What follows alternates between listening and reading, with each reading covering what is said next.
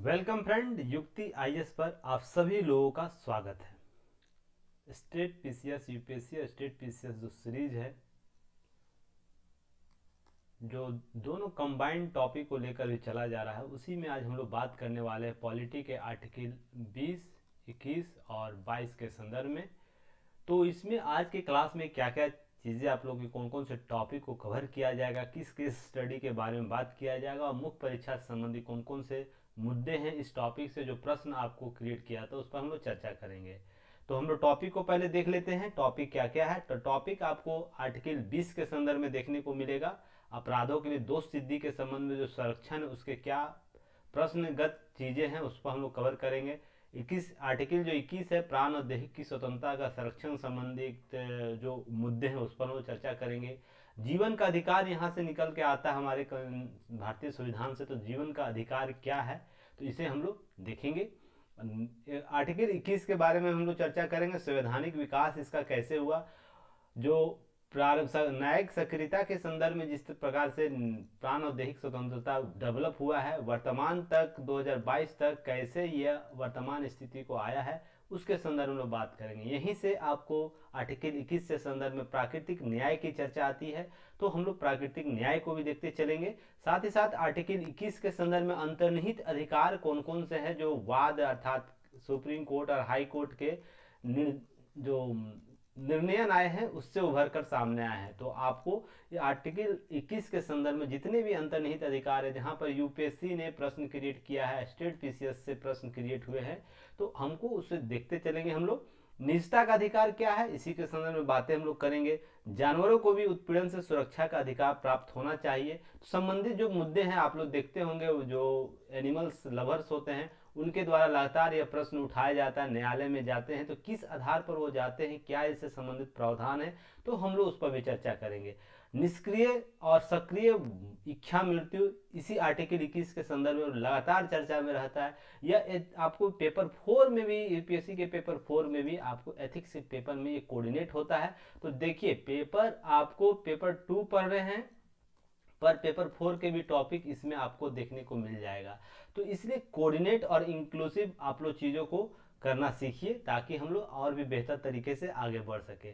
अब इसी के संदर्भ में आर्टिकल 22 के हम लोग चर्चा करेंगे, जिसमें निरोध और गिरफ्तारी के संरक्षण संबंध में कुछ संरक्षण की बात की गई है। वो स्थिति क्या है, उससे हम लोग किस रूप से सीख सकते हैं, आगे बढ़ सकते हैं, इस पर चर्चा करेंगे। निरोध की अवधारणा या आधार क्या होता है, आर्टिकल 22 के संदर्भ में हम तो उस पर भी हम लोग चर्चा करेंगे, आगे देखेंगे। निवारक नजरबंदी की चर्चा लगातार बढ़ती है आर्टिकल 22 के संदर्भ में। तो निवारक नजरबंदी क्या होती है, नजरबंदी के कानून कौन कौन से हैं, इसके आलोचना के पक्ष क्या है, तो सभी पर हम लोग चर्चा करेंगे। ऐसे ही अंत में हम लोग मुख्य परीक्षा से संबंधित जो तथ्य है, इसके हैं मुद्दे हैं, उस पर हम लोग चर्चा करते हुए आगे बढ़ेंगे। आगे बढ़ने से पहले आप लोग यूट्यूब चैनल को जरूर सब्सक्राइब कीजिए, युक्ति आईएएस को। जो यहाँ पर आप लोगों को मिल रहा है ना, वो आप लोग ढूंढिएगा, पहले सभी जगह परेशान होइएगा, उसके बाद यहाँ आ जाइएगा आप लोग, क्योंकि जो चीज़ें यहाँ पर दी जा रही है वो एग्जाम ओरिएंट चीज़ों को कवर किया जाता है, टू दी पॉइंट बात की जाती है, इधर उधर की कोई बात नहीं, बकवास चीज़ें नहीं।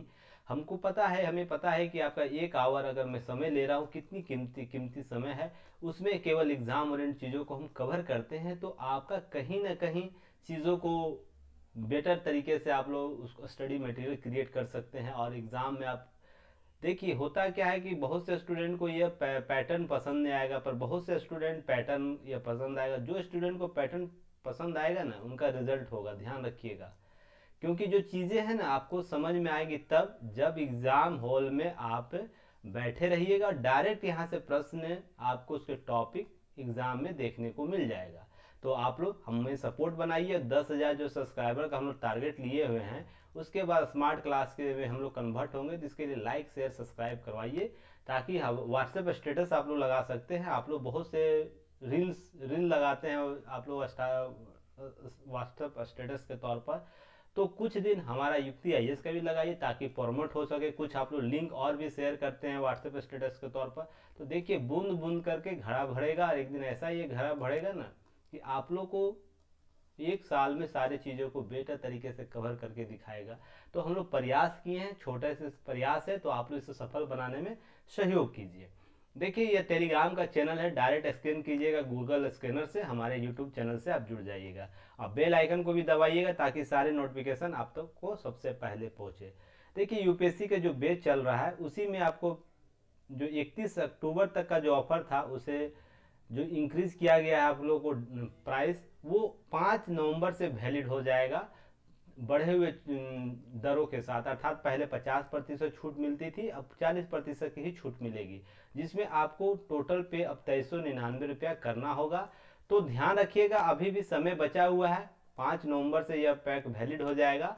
तो आप लोग जो अभी शेष रह गए हैं ना, पहले था 50 स्टूडेंटों के लिए, अब 100 स्टूडेंटों के लिए हो गया है। तो यह लाभ आप लोग लीजिए। देखिए 200, 300, 500, 1000, 2000, 3000 बहुत बड़ी राशि नहीं होती यूपीएससी स्टेट पीसीएस के लिए। ध्यान रखिएगा जहां पर 1.5 लाख, 1 लाख, 2 लाख 10 हजार, 1 लाख 80 हजार फी होता है, वहां पर 3000 रुपया कुछ बड़ी चीजें नहीं है। पर जो चीजें आपको यहाँ मिलेगा ना टारगेटेड बैच में, वो आपको बड़े बड़े संस्थानों में भी नहीं मिलेगा।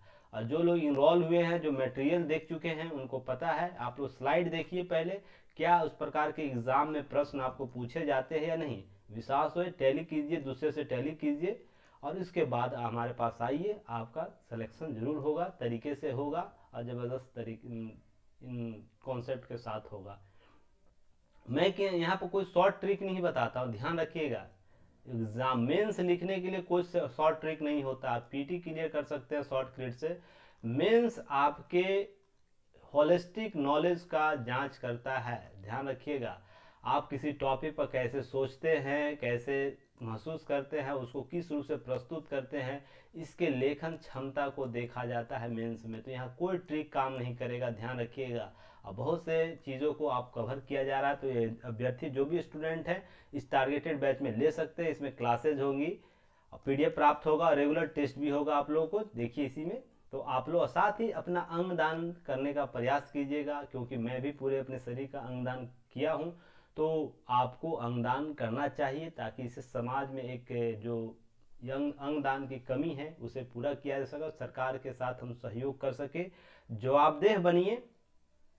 चलिए इसी तरीके से 68 बीपीएससी के लिए भी टारगेटेड बैच था, जो आपको दिवाली और छठ के शुभ अवसर पर दिया गया था ऑफर 999। अब वो 5 नवंबर से वैलिड हो जाए 40% छूट के साथ, 111199 के पैकेज के साथ। तो जो लोग अभी बच गए हैं शेष, अरे ये 100 स्टूडेंटों के लिए लागू होगा, तो आप इसे जरूर ले लीजिएगा ताकि आप लोग को होलिस्टिक चीज़ों को समझ में आए। जैसे दैनिक जागरण न्यूज एनालिसिस आप लोग देख रहे हैं ना, उसका आउटपुट आप लोग को पता चल रहा ना, वैसे ही इसका भी आउटपुट आपको एग्जाम में पता चले। जो भी स्टूडेंट 1 से 2 महीने में है हमसे जुड़े हुए हैं, उनको इसकी वैलिडिटी पता है, इसकी वैल्यू पता है। आप लोग दैनिक जागरण जो न्यूज एनालिसिस देख रहे हैं वो लगातार देखिए 1 से 2 महीना में आप में अगर 0% मान के चलिए 50% का इम्प्रूवमेंट होगा 1 से 2 महीने में, चीज़ों को समझने में, टॉपिक को कोऑर्डिनेट करने में। इसी तरह यहाँ भी आपको चीज़ों को समझाया जाएगा एग्जाम्पल के साथ, केस स्टडी के साथ, सारी चीज़ों को। चलिए इसी तरह डेली करंट अफेयर सीरीज चलता है, इवनिंग में 7 बजे लाइव क्लासेस चलती है इसकी। तो आप लोग इसमें शामिल होइएगा लाइव क्लासेज में। और इसका पीडीएफ प्राप्त करना है तो 199 है, 1 साल की वैलिडिटी। जो भी स्टूडेंट इसे चाहते हैं पीटी मेंस और इंटरव्यू और इन टॉपिक को कवर करना, और जिसके सोर्स आपको PIB, government, the Hindu, Dainik Jagran और भी बहुत ऑथेंटिक साइट होते हैं, वहाँ से लिए जाते हैं। तो आप ये competitive exam, all competitive exam के लिए वैलिड है और मात्र आप 199 में से परचेज कर सकते हैं 199 रुपया में, 1 साल वैलिडिटी के साथ। तो बिना देर किए आप लोग परचेज कर सकते हैं। और जिन्हें लगता है कि मेरा जीएस कमज़ोर है कॉम्पिटेटिव एग्जाम के लिए, जितने भी गवर्नमेंट कॉम्पिटेटिव एग्जाम फिल करते हैं आप लोग, उसके लिए लूसेंट बूस्टर एमसीक्यू चलाया जा रहा है। लूसेंट के टॉपिक वाइज क्वेश्चन सीरीज, जिसमें आपको 2500 प्रश्नों का एक सीरीज दिया गया है और इसका मात्र फी रखा गया 199। तो आप इसे भी परचेज कर सकते हैं। खासकर स्टेट पीसीएस वाले स्टूडेंट जरूर परचेज कीजिएगा। जितने रेलवे एसएससी आप लोग देते हैं उसे जरूर परचेज कीजिएगा। तो इससे बहुत कुछ प्राप्त होगा आप लोगों को। हिंदी और मीडियम, हिंदी और इंग्लिश दोनों मीडियम में, ध्यान रखिएगा। ये बस यहाँ हिंदी मीडियम लिखा हुआ है, या बाईलैंग्वेज ये आपको मिल जाएगा। दैनिक जागरण न्यूज एनालिसिस देखिए जल्द ही इसका रेट बढ़ने वाला है, आपको 499 हो जाएगा। यह 2 से 3 दिन में आपको पहले भी बताया गया था, नवंबर 5 तक इसका भी शायद डेट बढ़ जाए, फैकल्टी ने जैसा निर्देश दिया है। देखिए 299 रुपया अभी प्राइस है, तो जितने लोग हैं जल्दी से परचेज कर लीजिए। और इसका की नोट्स, अंडरलाइन पेपर, सारे चीज़, गाइडलाइन सभी आपको केवल प्राप्त है अभी 299 में। जैसे ही इसका पैक बढ़ेगा 499 हो जाएगा, तो आप लोग बढ़े हुए दर पर क्यों लीजिएगा। जो आपको पता है रेगुलर 1 से 2 महीने जो हमसे क्लास कर चुके हैं उनको पता है सारी चीज़ों को, और जो लोग नए जुड़ रहे हैं वो भी बिना सोचे समझे, देखिए 100 200 300 400 500 में आपका कुछ नहीं जाएगा एक साल के लिए, समझ लीजिए। आपका रेगुलर डेली का खर्च 100 रुपया है, 50 रुपये से 100 रुपया। और यहाँ आपको साल में आपको मान लीजिए 299 भी करना है, कुछ दिन के बाद आपको 499 अर्थात 500 रुपया खर्चा करना है। अब कितना पे पर डे बैठा आप खुद देख सकते हैं। और एक पीडीएफ में लगभग 7 से 8 से 10 पेज होते हैं, तो ये हमको लगता है 0.0015 पैसे के हिसाब से बैठेगा पर डे। इतना में तो मैं मानता हूँ इसमें तो जो जहर होता है ना, जहर वो भी इससे ज़्यादा महंगा है, जो मौत देता है वो भी इससे ज़्यादा महंगा है। तो आपको तो ये इतना कंटेंट आपको देगा जो आपको होलिस्टिक चीज़ों को समझने की क्षमता बढ़ाएगा। तो चलिए आप लोग जुड़िए। ऐसे ही देखिए यूपीएससी सीएससी टेस्ट सीरीज चल रहा है, तो आप इसे भी एंजॉय करके ले सकते हैं। बहुत ही उम्दा प्रदर्शन लोगों के द्वारा किया जा रहा है, तो आप इसे देखिए और आपको इससे बहुत ही इम्प्रूवमेंट होगा। यूपीएससी ओरिएंट चीज़ों को कैसे कवर किया जाए, टॉपिक से कैसे प्रश्न क्रिएट किए जाते हैं, इसके एक्सप्लेनेशन को एक बार जाके देखिएगा। फ्री पीडीएफ जो है आपको फ्री टेस्ट अवेलेबल है, उसको आप एक बार देखिएगा तो चीज़ें समझ में आ जाएगी। चलिए अब हम लोग बात करते हैं बिना समय गवाए, प्रचार बहुत हो गया। अब हम लोग 1 घंटा कंटिन्यू इस पर स्टडी करेंगे। 20, 21 और 22 के संदर्भ में केवल 3 आर्टिकल है। देखिए मैं इसलिए आर्टिकल को मैं पहले भी बताया हूँ, मौलिक अधिकार और राज्य के नीति निर्देशक 2 टॉपिक ऐसे हैं जिस पर लंबा क्लास होगा, उसके बाद एक दिन में एक टॉपिक कवर हो जाएगा। तो इसलिए जो लंबी क्लासेज हो रही ना, तो उसके लिए चिंता नहीं करना है। मुझे पता है किस रूप से कवर करना आप लोग सारे चीज़ों को, और सारे गुड मटेरियल बेस्ट मटेरियल को देते हुए। तो आप लोग वेट एंड वॉच करके चीज़ों को बस समझिए। जहाँ डाउट होगा आपको कमेंट सेक्शन में कमेंट करके पूछ सकते हैं, और लाइव क्लासेज जब आपको स्टार्ट हो जाएगी तो लाइव में तो लाइव ही पूछ लीजिएगा। अभी फिलहाल आप इतना ही कर सकते हैं, अभी आप कमेंट सेक्शन में। और मेरा यह मानना है जो भी स्टूडेंट परचेज कर चुके हैं और जो नहीं भी परचेज किए यूट्यूब पर देख रहे हैं, तो आप है ना आर्टिकल 20 को 21 को या 22 को आप पढ़े ना, कहीं भी किसी भी सोर्स से पढ़े ना, और मेरे सोर्स से जो पढ़े उसमें अंतर जरूर बताइएगा। क्या अंतर था कमेंट सेक्शन में जरूर बताइएगा। आपने क्या नया सीखा है, टॉपिक का नज़रिया किस रूप से एग्जाम ओरिएंट है, क्या ये सीख पाए हैं या नहीं सीख पाए, तो कमेंट सेक्शन में आप लोग जरूर बताइएगा। मैं इंतजार करूंगा उन कमेंटों का, ताकि हम लोग समझ सके कि आपको क्या नया मिल रहा है। अगर और नहीं मिल रहा होगा तो मैं और भी इम्प्रूव करूंगा इन सब चीज़ों को आपके सामने लाने के लिए। तो चलिए, तो आर्टिकल 20 जब भी चर्चा होगा ना, तो इसमें क्या होता है, अपराध जो भी होते हैं ना, तो उसके लिए दोष सिद्धि के संबंध में कुछ संरक्षण है। तो क्या संरक्षण है, किस रूप से संरक्षण दिया गया, उस पर चर्चा की गई है।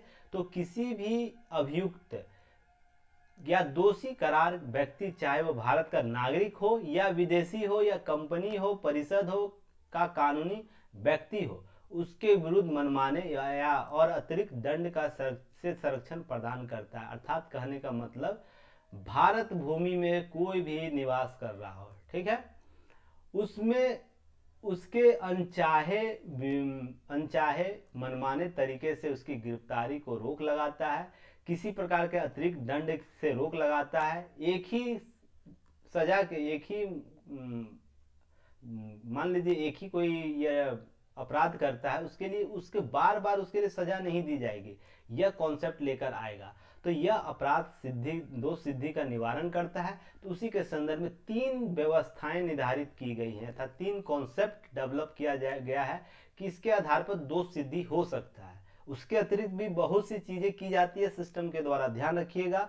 केवल यही एकमात्र 3 कारक नहीं है जिसके आधार पर दोष सिद्धि की जाती है। यह मेन देखिए, कुछ स्ट्रक्चर होता है ना, उसके बनिस्पत ही कुछ काम किया जाता है। जैसे प्रस्तावना आप लोगों को मैंने पढ़ाया था, बताया था प्रस्तावना के संदर्भ में, जब भी संविधान निर्माण किया जाएगा ना, तो प्रस्तावना के मूल को पहले सामने रखा जाएगा कि यह प्रस्तावना किस रूप से हमें दिशा निर्देश कर रही। इसी प्रकार दोष सिद्धि के संदर्भ में कुछ भी बातें होंगी ना, या किसी भी अपराधी को संरक्षण किस रूप से दिया जाना चाहिए, संवैधानिक रूप से या विधिक रूप से, तो उसके संदर्भ में यही 3 पॉइंट याद रखा जाएगा। उसके मर्म में, बैकग्राउंड में, विधि वेत्ताओं के मन दिमाग में ये बातें चलेंगी, तो उसी को हम लोग चर्चा करेंगे। और ये ध्यान रखिएगा, यह सभी व्यक्तियों के लिए, आपके लिए भी है, मेरे लिए भी है, देश के प्रधानमंत्री राष्ट्रपति के लिए भी है, ध्यान रखिएगा। हालांकि युक्ति युक्त प्रतिबंध जो संवैधानिक पदों पर बैठे हुए हैं उनके लिए लागू होते हैं, तो वो क्या होते सभी पर हम लोग चर्चा करेंगे, पर समान रूप से सभी व्यक्तियों के लिए, जितने भी भारत में निवास करते हैं उनके लिए। तो पहला आर्टिकल 220(21) से यानी 20(1) के तहत आपराधिक मामलों में भूतलक्षी विधि का निर्माण प्रतिबंधित है। अर्थात आज डेट कितना है, 2 नवंबर है। अब ऐसा नहीं कि इस अपराध के लिए आज कोई सजा, आज कोई अपराध किया है, मान लीजिए 2 नवंबर को अपराध किया है, अब संसद या विधायिका या कोई भी विधिक कानून के तहत इसका ट्रायल चला रहा है और नवंबर दिसंबर में ट्रायल चल रहा है और 15 दिसंबर को ऐसा कानून पास करता है ये कि मान लीजिए कोई ऐसा या कांड कर देता है, ठीक ना, कांड कर देता है जिसके वजह से यह अपराध इसको लगता है, तो विधिक विधान ऐसा नहीं है कि मान लीजिए नवंबर से पहले अक्टूबर के लिए एक वैलिड डेट से इस अपराध की पूर्ति करने के लिए, सजा दिलाने के लिए कोई विधि बना सकता है। इसमें भूतलक्षी विधि लागू नहीं होगा। जैसे संविधान में बहुत से पार्ट ऐसे हैं जिसमें भूतलक्षी आपको कानून लागू होता है। जैसे आपको सीए के मामले में देखे होंगे ना कि 2014 का यह डेट दिया गया था और यह 2019 में विधि बन रहा था, तो यह भूतलक्षी विधि का प्रमाण है। तो आप समान रूप से आप भूतलक्षी विधि लागू कर सकते हैं, अर्थात वर्तमान से पहले की विधि को डेवलप कर सकते हैं।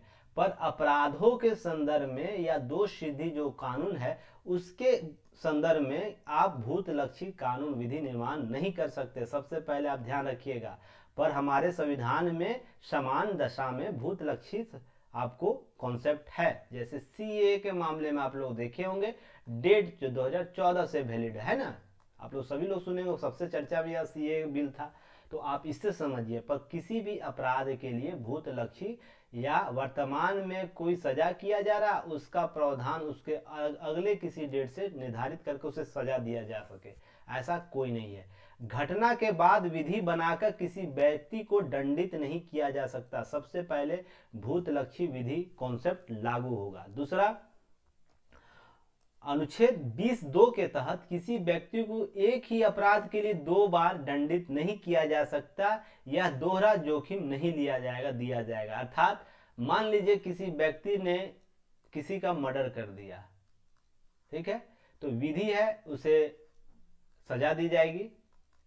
अब इस व्यक्ति ने इस दौरान एक व्यक्ति का मर्डर किया या 2 व्यक्ति का मर्डर किया, 4 व्यक्ति का मर्डर किया है, ऐसा नहीं कि इसके लिए एक बार फांसी का सजा दिया जाएगा, फिर इसके लिए यही सजा दिया जाएगा, यही सजा दिया जाएगा। तो ध्यान रखिए, एक विधि के लिए एक सजा, एक अपराध के लिए एक ही सजा है। अब तो यह तो मान लीजिए मृत्यु दंड में समझ गए। अब मान लीजिए किसी कारावास किया गया, ठीक ना, तो आप मान लीजिए कारावास चोरी करता है, डकैती करता है, जैसे डकैती में कारावास की सजा है, कुछ अपराध की सजा है, तो डकैती करता है, एक डेट को मान लीजिए 2 नवंबर को डकैती कर रहा है, कोई सामूहिक डकैती कर रहा है, विपक्ष डकैती कर रहा है, उसके लिए इस अपराध के लिए किसी एक्स व्यक्ति को 10 साल की सजा हुई, ठीक। अब इस डेट को उसने कितने बड़े स्तर पर अपराध किया वो अलग मैटर है, पर ऐसा नहीं है कि मान लीजिए इस अपराध के लिए वो 10 बार फिक्स हो गया, तो फिर मान लीजिए 2-4 साल वर्ष बाद ट्रायल स्टार्ट होता है किसी कारणवश, तो कोर्ट इसे या तो विधि जो भी सिस्टम है उसे इसी अपराध के लिए फिर 10 साल या 20 साल जो भी सजा नहीं दे सकता। इस अपराध के लिए केवल 1 साल, अगर 10 साल निर्धारित हो गया है तो 10 साल ही उसे अपना सजा काटना, उसे दोष मुक्त कर दिया जाएगा और समाज में वो जा सकता है। तो यहाँ पर एक चीज समझिएगा, एक सजा के लिए एक अपराध के लिए एक ही सजा का प्रावधान है, अर्थात एक सजा के लिए एक या एक से अधिक बार दंडित नहीं किया जा सकता है। तो दूसरा कॉन्सेप्ट। तीसरा कॉन्सेप्ट है 20(3) के तहत किसी भी व्यक्ति को अपने ही विरुद्ध गवाही देने के लिए बाध्य नहीं किया जा सकता। जैसे आप लोग देखते होंगे जब पुलिस किसी व्यक्ति को पकड़ती है ना, तो उसे बोलती है कि आप मान लो, जुर्म कबूल कर लो, तो आपको ना मैं आपको रिबेट दिला दूंगा। होता है ना, बहुत सारा आप लोग फिल्म में देखते होंगे, पर हकीकत तो आप लोग थाने में गए नहीं ना है, फिल्म के आधार पर ही समझते होंगे। कॉन्सेप्ट यही है। तो यहाँ पर समझिएगा कि चीज़ें जब आपसे बोला जाए कि आप विरुद्ध नहीं गवाही दे सकता है, तो कोर्ट इसे जानते हैं। अगर मान लीजिए कोई व्यक्ति, एक्स व्यक्ति कोर्ट में जाता है, पुलिस इसे बोलती है कि यह गवाही मान रहा है कि इसने चोरी किया है, तो जानते हैं कोर्ट इसे मानेगा नहीं, वैलिड नहीं मानेगा। आप इसके लिए साक्ष्य दो या दूसरा कोई गवाह लेकर आओ जिसके आधार पर यह प्रूव्ड हो सके कि इस व्यक्ति ने चोरी किया है। अब यही चोरी, एक्स व्यक्ति चोर है, अगर पुलिस पकड़ के लाती है कोर्ट में और बोलती है कि यह मान रहा है, रजामंदी दिया है, एक एफिडेविट दिया है इसने, तो कोर्ट इसे नहीं मानेगी। अर्थात आप उस व्यक्ति को उस अपराध के प्रति गवाही देने के लिए मजबूर नहीं कर सकते हैं, ध्यान रखिएगा। तो 3 कॉन्सेप्ट ये याद रखिएगा, आपके जीवन में आपके साथ भी लागू होता है। और आपको यह जो दोष सिद्धि है ना, निवारण, वो आपको बहुत बृहद पैमाने पर है, ध्यान रखिएगा। यह किसी भी तरह के क्षरण नहीं किया जा सकता, इसे बस कुछ युक्त प्रतिबंध है, उसके आधार पर इसका क्षरण किया जा सकता है। वो आगे मैं बात करूंगा वो क्या क्या, उसके अतिरिक्त यह नहीं है। सभी व्यक्ति, राष्ट्रपति हो या आम जनता हो, वो उसके लिए सभी लिए यह दोष सिद्धि का निवारण करता है।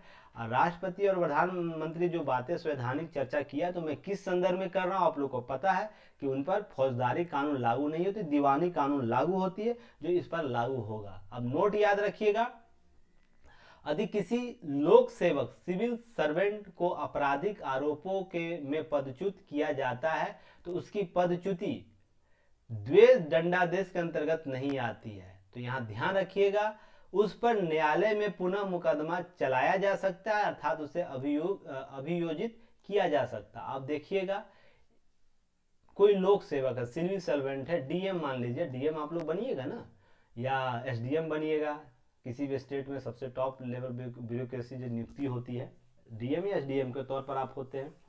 तो मान लीजिए आप एक्स है, व्यक्ति कोई है, आप 2 रूप में है, एक नागरिक के रूप में, एक लोक नियोजक के रूप में है, 2 रूप में है ना। तो आपको ये दोष सिद्धि क्या देती है, ये 3 अधिकार देती है। पर आपको लोक सेवक है, उसमें अगर मान लीजिए कुछ आपने गमन किया है, तो ऐसा नहीं कि इस विधि के तहत आपको छूट मिल जाएगी, आप पर ट्रायल चलेगा, आपको आरोपों में पदच्युत किया जा सकता है, आपराधिक आरोपों से, उसके लिए पदच्युत द्वेष दंडादेश के अंतर्गत नहीं आती है। अगर आपको पदच्युत कर दिया जाता है, आपके पद से बाहर कर दिया जाता है, तो इसका मतलब यह दोष सिद्धि के संदर्भ में आप नहीं जा सकते हैं न्यायालय में। ध्यान रखिएगा, आपके साथ यह स्थिति उत्पन्न होगी जो प्रशासनिक लोक सेवक हैं उनके लिए। नेक्स्ट हम लोग बात करेंगे, देखिए यहाँ पर प्रोसेसिव लॉ जो है, प्रोसेस जो लॉ हम किस रूप से काम करता है, लॉ मेड टुडे और लॉ मेड टुडे, यहाँ पे 2 चीजें देखिएगा, प्रोसेसिव लॉ और लॉ अप्लाई किस रूप से होता है। यह दोनों विंड से काम करता है, 2 तरफा होता है या केवल एक तरफा होता है। तो आपको इसको समझने की जरूरत है कि हमारा कानून किस रूप से ज्यादा सक्रिय होगा। तो सक्रिय वो होगा जो दोनों तरीके से काम कर रहा है। वो विधि द्वारा स्थापित प्रक्रिया जो ब्रिटिश मॉडल है, और अमेरिकी पटेल जो समसामयिक रूप से जो विधि का निर्माण होता है उसके संदर्भ में। तो आपको इसी संदर्भ में ये चीजें समझ में, ये स्लाइड समझाएगा। तो इसे आप लोग जब आंसर राइटिंग कीजिएगा ना, वहाँ इसे हूबहू छाप लीजिएगा, ताकि देखिए होगा क्या कि आप इससे ना आंसर इंप्रूविंग हो जाएगा चीजें। चलिए नेक्स्ट हम लोग बात करेंगे प्राण और दैहिक स्वतंत्रता के संदर्भ में। तो सबसे पहले ध्यान रखिए, जब भी प्राण और दैहिक स्वतंत्रता आर्टिकल 21 की चर्चा होगी ना, तो ह्यूमन राइट को याद रखिएगा। आज से पहले आप लोग क्या करते थे नहीं करते थे मुझे नहीं पता है, पर आज के बाद जब भी आर्टिकल 21 की बात चर्चा होगी, तो अपने मन मस्तिष्क में ह्यूमन राइट को याद रखिएगा। Education, assembly, association, movement, religion, speech, information, press, thought, और भी ह्यूमन राइट के संदर्भ में संदर्भित है। तो इसके पार्ट ही आपको प्राण और दैहिक स्वतंत्रता में नजर आएंगे। तो ह्यूमन राइट जो भी है, इसमें बहुत से आयाम है। अभी देखिए प्राण और दैहिक स्वतंत्रता के संदर्भ में जो न्यायालय है, विस्तृत रूप से अपने निर्णय दिए हैं अर्थात वाद दिया है, जिसमें यह जो विधि है मुझे जहाँ तक ज्ञात है, मैं जितना पॉलिटी को समझता हूँ, यह वर्तमान में सबसे सशक्त आपको कानून अधिकार दिया गया है, संवैधानिक अधिकार लोगों को दिया गया है। और इस आर्टिकल में आपको है ना लिमिटेशन नहीं है। अगर न्यायालय को आज कोई ऐसा वाद आ जाता है अर्थात केस आ जाता है न्यायालय में जिससे एक नया कॉन्सेप्ट डेवलप होता है ना, तो आर्टिकल 21 में जो प्राण और दैहिक स्वतंत्रता के संदर्भ में वो वर्णित होगा उसमें ऐड हो जाएगा। मैंने आपको लगभग 35 लिस्ट दिया है जो प्राण और दैहिक स्वतंत्रता के संदर्भ में आपको शामिल है। न्यायालय ने, हाई कोर्ट ने, सुप्रीम कोर्ट ने, माननीय हाई कोर्ट और सुप्रीम कोर्ट ने लगातार अपने वाद में इसको स्थापित किया। तो वो क्या हम लोग चर्चा करेंगे, उससे पहले आप लोग इसे देख लीजिए क्या है प्राण और दैहिक स्वतंत्रता। इसमें सिंपल लॉजिक है, जीवन का अधिकार आपको मिलेगा। आपको कोई भी व्यक्ति जीवन के अधिकार से, कोई भी संस्था जीवन के अधिकार से, कोई भी एजेंसी, राज्य की एजेंसी, जो मैंने आपको आर्टिकल 12 में बताया, सभी को समझिएगा, जीवन के अधिकार से छीन नहीं सकता। जब तक आप कोई ऐसा अपराध नहीं करते हैं जिसमें विधि लॉ का लॉप होता है, आपको जीने से कोई नहीं रोक सकता है। तो सबसे पहले यहाँ एक चीज याद रखिएगा, जीवन का अधिकार अक्षुण्ण है, उसको किसी भी रूप से रोका नहीं जा सकता है। अब मान लीजिए कोई एक्स व्यक्ति है, वो अपराधी प्रवृत्ति का है, तो लगातार इसे राज्य की एजेंसी या राज्य की सरकार आर्टिकल 20 के तहत जो राज्य कहलाती है, वो इसे अपराध, इसके बार बार इसको जीवन का अधिकार के संबंध में दखल देगी ना। अब मान लीजिए एक ऐसा वाई व्यक्ति है जो अपने जीवन में कुछ ऐसा काम नहीं करता, तो जन्म से लेकर मरण तक है ना राज्य उसमें भूमिका अदा नहीं करते, उसके जीवन के संदर्भ में कोई भूमिका अदा नहीं करती। वो आता है सीधा चला जाता है, जन्म लेता है सीधा मर जाता है। जैसे आप लोग बहुत से लोग होंगे जो कभी भी जेल नहीं देखे होंगे, नहीं देखे हैं ना, बहुत से लोग लगातार जेल में रहते हैं। बहुत से लोग हैं जो कोर्ट नहीं देखे होंगे। अब कोर्ट और जेल कौन जाता है, जो कोई अपराध करता है, तो अपराध करता है तो प्राण और दैहिक स्वतंत्रता के संदर्भ में चर्चा होती है ना। अब मान लीजिए आप उनको क्या देते हैं, सजा देते हैं। सजा में मान लीजिए कोई ऐसा अपराध कर जिसमें मृत्यु दंड दिया गया है, तो प्राण और जीवन का अधिकार छीना जाता है ना। तो सिंपल यही लॉजिक समझिए कि जो व्यक्ति अपराध करेगा तो उसे इस अपराध के लिए आर्टिकल 21 उसको हमेशा उसका जीवन के अधिकार को बार बार खंडित किया जाएगा। पर कोई ऐसा व्यक्ति अपने लाइफ में कभी जेल तक नहीं गया, उसकी पुश्तों तक जेल नहीं गई है, कोई ऐसा आपको है जो कभी भी न्यायालय तक नहीं गया, उसको ऐसी जरूरतें ही संस्थाओं को नहीं मिली है, तो उसके लिए जीवन का अधिकार कितना इंपॉर्टेंट है आप समझ सकते हैं। चलिए आप लोग कमेंट बॉक्स में बताइए कि आप लोग कितने लोग जेल नहीं गए हैं। इस सब का नहीं, जेल कहने का मतलब जेल का दौरा नहीं किए हैं, जेल का मतलब जाके सजा ही लेना थोड़ी होता है। अब पुलिस स्टेशन कितने लोग नहीं अभी तक नहीं गए हैं। देखिए होता क्या है ना, आप लोग को अपने नज़दीकी पुलिस स्टेशन में जाके एक बार विजिट करना चाहिए। अब देखिए आपको मैं कितना बार बोलता, किताबी ज्ञान कभी मत लीजिए। किताबी ज्ञान लीजिएगा ना तो आप उन अनफिलियर लोगों के साथ शामिल रहिएगा जो कभी सिलेक्शन जिनका पीटी के स्तर पर भी नहीं होता है, और वो ज्ञान बहुत बड़ा बड़ा लंबा चौड़ा ज्ञान आपको देंगे हर विषय में। पर आप व्यवहारिक ज्ञान ले लीजिएगा ना तो आपको कभी भी जीवन में सफल नहीं होइएगा। आप पीटी में, मेंस में, इंटरव्यू में, या अपने लक्ष्य जो भी आप पद पर जाइएगा वहाँ आप विजिट कीजिए अपने लोकल पुलिस स्टेशन पर, वहाँ पर जाइए, इसके संदर्भ में चीज़ों को ऑब्जर्व कीजिए, वहाँ परमिशन ले लीजिएगा। वो जाएंगे, देंगे, बोले सर मैं यूपीएससी कैंडिडेट हूँ, मैं कुछ सीखना चाहता हूँ, केस स्टडी करना चाहता हूँ, समझना चाहता हूँ। तो आप विजिट करके देखिए जाके वहाँ क्या है समस्या। जैसे पुलिस आपको दैनिक न्यूज एनालिसिस में पुलिस में आधुनिकीकरण के संदर्भ में टॉपिक का पढ़ाया था ना, तो उसमें देखिए पुलिस की समस्या क्या है, तो आपको समझ में आएगा। आईपीसी की धारा कैसे लागू होती है, वहाँ पर मुंशी जी होंगे, उनसे प्यार मोहब्बत से बातें कीजिए, उनसे पूछिए सर ऐसा कोई मामला आ रहा है उस समय, तो उसके मामले को एब्जॉर्ब कीजिए, तो समझ में आएगा कि प्राण और दैहिक स्वतंत्रता या विधि विधान कैसे काम करती है। ऐसे बस किताबी ज्ञान से नहीं होगा। नेक्स्ट है, राज्य के द्वारा किसी भी व्यक्ति को विधि द्वारा स्थापित प्रक्रिया स्टेब्लिश जो है प्रोसीडर ऑफ लॉ है, उसी के आधार से जीवन और दैहिक स्वतंत्रता, शारीरिक स्वतंत्रता से वंचित किया जा सकता है, इसके अन्यथा कुछ नहीं। जो प्रक्रिया स्थापित है, और भूतपूर्व लक्ष्य याद रखिएगा, वो लागू इस सब मामले में नहीं होता है। जो प्रक्रिया स्थापित है, मान लीजिए कोई एक्ट है, आईपीसी का एक्ट है ना, सीआरपीसी की एक्ट है, धारा है, या तो कोई वैसा विधि बनाया जाता है जो वर्तमान में घटना हो रही, 2 नवंबर को कोई घटना कर रहा है तो इसके पहले के जो विधि बने हुए हैं ना, उसी द्वारा स्थापित प्रक्रिया के तहत आपको उसको इसके जीवन और दैहिक स्वतंत्रता से छीना जा सकता है शारीरिक रूप से।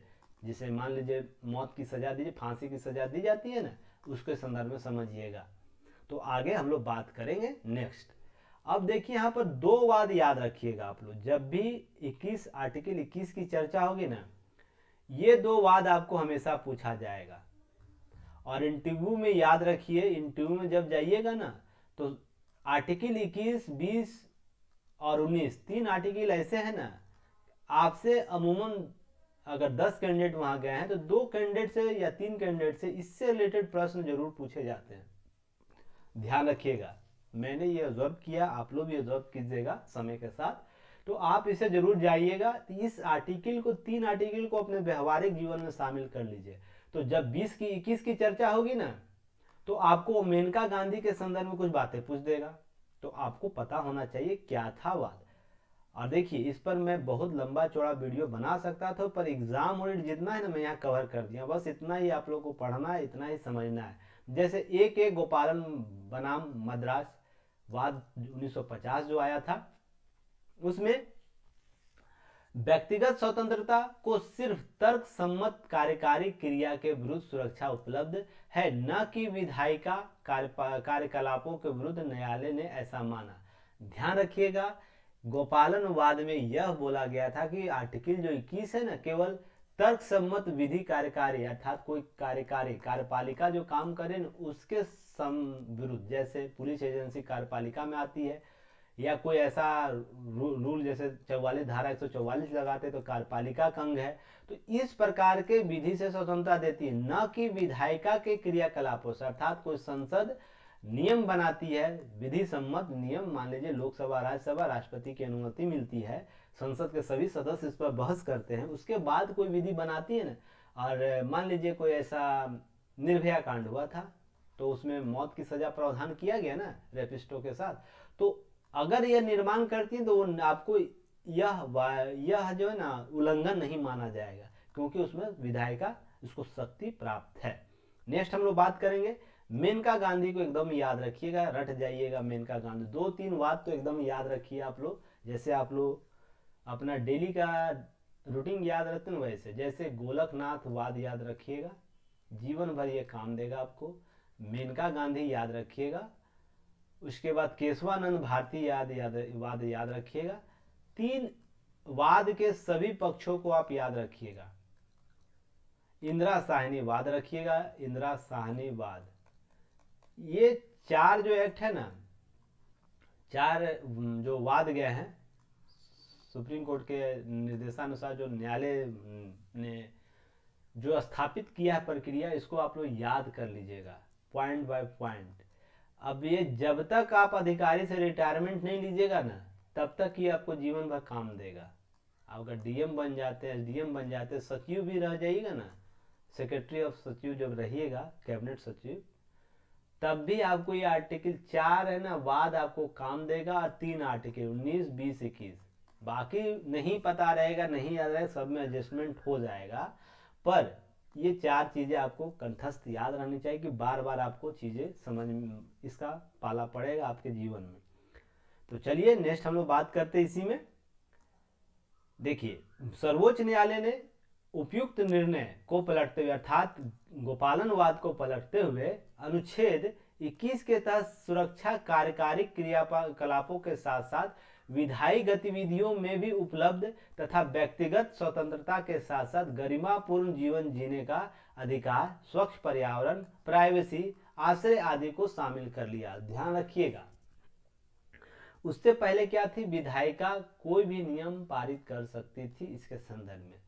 पर जैसे 78 का मामला आता है मेनका गांधी वाद, वहां पर बोला जाता है कि कार्यपालिका को शक्ति तो है ही नहीं जीवन की रक्षा संबंधित कुछ अधिकारों को छीनने का, उसमें विधायिका भी कुछ नहीं कर सकती। जैसे पर्यावरण को दूषित करने संबंधी जो आपको, जैसे अभी दिल्ली में फॉग चल रहा है ना, दिल्ली में प्रदूषण का पूरा ब्यौरा आपको लगातार मैं पढ़ा रहा हूँ, समझा रहा हूँ दैनिक जागरण न्यूज में।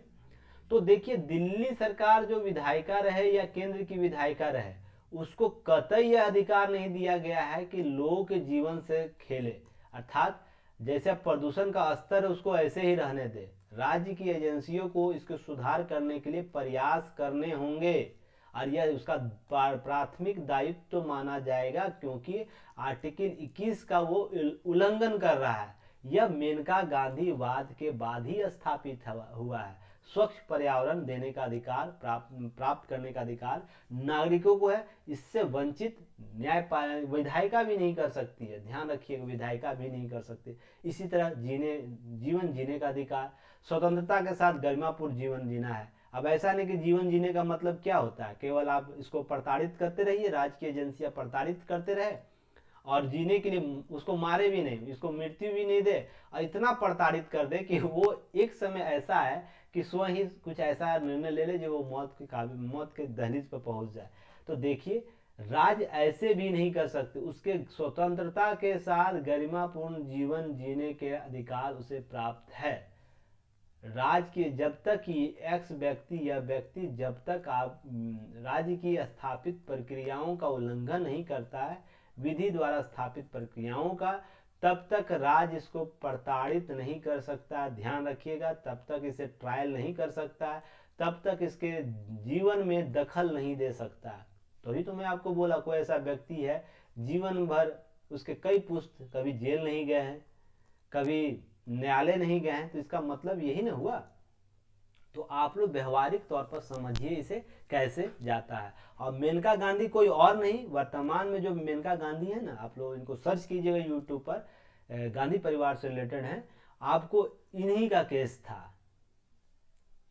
चलिए नेक्स्ट हम लोग बात करेंगे अनुच्छेद 19 और 21 में एक दूसरे के पूरक कैसे हैं। अब यहाँ पर यूपीएससी ने प्रश्न पूछा है और स्टेट पीसीएस में यहाँ से प्रश्न पूछा है, दोनों में कौन बेहतर है या दोनों एक दूसरे के पूरक कैसे हैं, इससे रिलेटेड टॉपिक में। तो यहाँ पर कुछ चीजें आप लोग को स्पष्ट मैं कर दूं पहले, उसके बाद आगे मैं बात करूंगा। इन अर्थों में और अनुच्छेद 19 के तहत प्रदान किए गए स्वतंत्रता के समस्त अधिकार स्वयं ही समाहित हो जाते हैं। आर्टिकल 19 के तहत जो आर्टिकल आपको 6 अधिकार देता है, पहले 7 था, 6 के संदर्भ आपको 19 जब भी चर्चा होगी वो आपको स्वतंत्रता के समस्त अधिकार स्वयं ही समाहित हो जाएगी। उच्चतम न्यायालय ने अपने विभिन्न निर्णयों द्वारा आर्टिकल 21 के अर्थों का विस्तार किया है। देखिए यहाँ दो चीज समझिएगा, एक ये व्यक्ति, कोई एक्स व्यक्ति ऐसा है जो अभी जन्म लिया 2 नवंबर को, तो उसके साथ 2 लॉ आपको स्वतः मिल जाता है। एक प्राकृतिक न्याय का जो कॉन्सेप्ट है वो आपको मिल जाएगा, जो प्राकृतिक न्याय है वो मिल जाएगा। दूसरा आर्टिकल 19 के जो प्रावधान है ना, इधर गया पेन जी, हाँ, आर्टिकल 19 के जो प्रावधान है 6 अधिकार, वो इसे प्राप्त हो जाएगा जन्म के साथ ही। हालांकि वयस्क जो बनेगा ना तब इसका उपयोग बेहतर तरीके से ये करेगा, पर जन्म के साथ ये स्वतः मिल जाता उस व्यक्ति विशेष को, जो एक्स व्यक्ति जन्म ले रहा है 2 नवंबर का आज जन्म लेता है, उसे यह अधिकार प्राप्त हो जाएगा। पर आर्टिकल 21 के संदर्भ में यह है ना कि इसमें डिसाइड है नहीं कि कौन सा विधि आपको आर्टिकल, कौन सा कॉन्सेप्ट या कौन सा अधिकार आपको आर्टिकल 21 में आएगा। तो यह विभिन्न वाद आता है ना, जैसे सर्वोच्च न्यायालय हाई कोर्ट में केस गया, उसके बाद जो निर्णय आता है ना उसके प्रतिफल में जन्म लेता है। तो यह समय के साथ आपको विस्तार होगा, जन्म के साथ नहीं आएगा। जन्म में मान लीजिए 2 नवंबर से पहले जो निर्णय आ चुके तो उसे प्राप्त हो ही जाएगा ना। अब 2 नवंबर के बाद इसे जैसे जैसे ये डेवलप लेगा, मान लीजिए 50 साल जीता है तो आज 22 चल रहा है, तो 70 तक जितने भी मान लीजिए ये आएगा नियम, तो आर्टिकल 21 इसमें ऐड होता रहेगा, पर यह 19 स्वतः ही लागू हो जाएगा। सिंपल सा लॉजिक यही समझिएगा, बेसिक अंतर यह है। नेक्स्ट हम लोग बात करेंगे, न्यायपालिका ने इस बात पर बल दिया है कि जीवन के अधिकार में मात्र पशु तुल्य जीवन स्वीकार नहीं होगा, बल्कि मानव होने के नाते सम्मान पूर्वक जीवन जीना चाहिए। अब देखिए यह पहले था मेनका गांधी के संदर्भ में बातें की गई थी, पर वर्तमान में पशु तुल्य जीवन पशुओं को भी नहीं प्राप्त है। ध्यान रखिएगा, अभी मैं आगे बात करूंगा उस पर क्या पशुओं पर क्रूरता जायज है या नाजायज है, सुप्रीम कोर्ट क्या बोला इसके संदर्भ में, सभी पर हम लोग चर्चा करेंगे। तो यह मेनका गांधी के समय पहले की बात थी, पशु तुल्य जीवन स्वीकार नहीं होगा, पर यह मेनका गांधी के बाद यह भी कॉन्सेप्ट चेंज हो गया है। अब पशुओं को भी पशु तुल्य वातावरण नहीं देना है, उसको उसके कुछ लिमिटेड अधिकार दिए गए हैं। नेक्स्ट है न्यायपालिका के अनुसार अनुच्छेद 19 और 21 एक दूसरे के पूरक हैं, इसलिए जीवन के अधिकारों में स्वतंत्रता का अधिकार आर्टिकल 19 स्वाभाविक रूप से सम्मिलित हो जाते हैं। अब यहां आपसे पूछ दे कि आर्टिकल 19 बड़ा है 21 बड़ा है, तो आप क्या जवाब दीजिए। इंटरव्यू में एक ही लाइन में प्रश्न पूछा गया है, तो आर्टिकल 21 बड़ा है या आर्टिकल 19 बड़ा है, तो आप कंफ्यूज हो जाइएगा यहाँ पर कि ये तो जन्म के साथ मिलता है तो ये बड़ा हुआ ना, यानी यह सार्वभौमिक तो ये हुआ ना। 21 तो जन्म के बाद जरूरी नहीं कि यह अधिकार, मान लीजिए जन्म के समय 10 अधिकार इसे मिले हुए लिस्ट में, अब यह जरूरी है कि 10 लिस्ट आगे विकसित होगा, नहीं हुआ तो, और ये 6 तो शुरू से ही है। तो इसका मतलब बिल्कुल यह नहीं है कि इसका जो प्रभाव है आर्टिकल 19 का, यह आर्टिकल 21 के प्रभाव को लोप कर देता है, यह बिल्कुल नहीं। ध्यान रखिएगा, मैं जो बात बोल रहा हूं इसे आप लोग याद कर लीजिएगा। आर्टिकल 21 का प्रभाव अधिक है, न कि आर्टिकल 19 का प्रभाव। आर्टिकल 21 का प्रभाव मान लीजिए, एक मैं यहां पर मैप बना देते, एक जमीन का बना दिया, आर्टिकल 19 यह मान लीजिए, आर्टिकल 19 यह है, आपको जीवन के साथ दे दिया गया, पर आर्टिकल 21 यह है, समझ लीजिए इतना प्रभाव रखता है आपके जीवन में, क्योंकि इसके एक अधिकार आपके सर्वांगीण विकास की बात करता है और आर्टिकल 19 आपके आंतरिक विकास की बात करता है। ध्यान रखिएगा, आर्टिकल 19 के जितने भी पार्ट है वहां पर आप पढ़ लीजिएगा, वहां पर आंतरिक उत्थान की बात होगी, आपके अस्तित्व की भी बात होगी, यहाँ अस्तित्व की बात होगी, आपके अस्तित्व की, अर्थात व्यक्ति और व्यक्ति विशेष की अस्तित्व की बात होगी। पर आर्टिकल ए में व्यक्ति के साथ साथ सामाजिक उत्थान की भी बात होगी।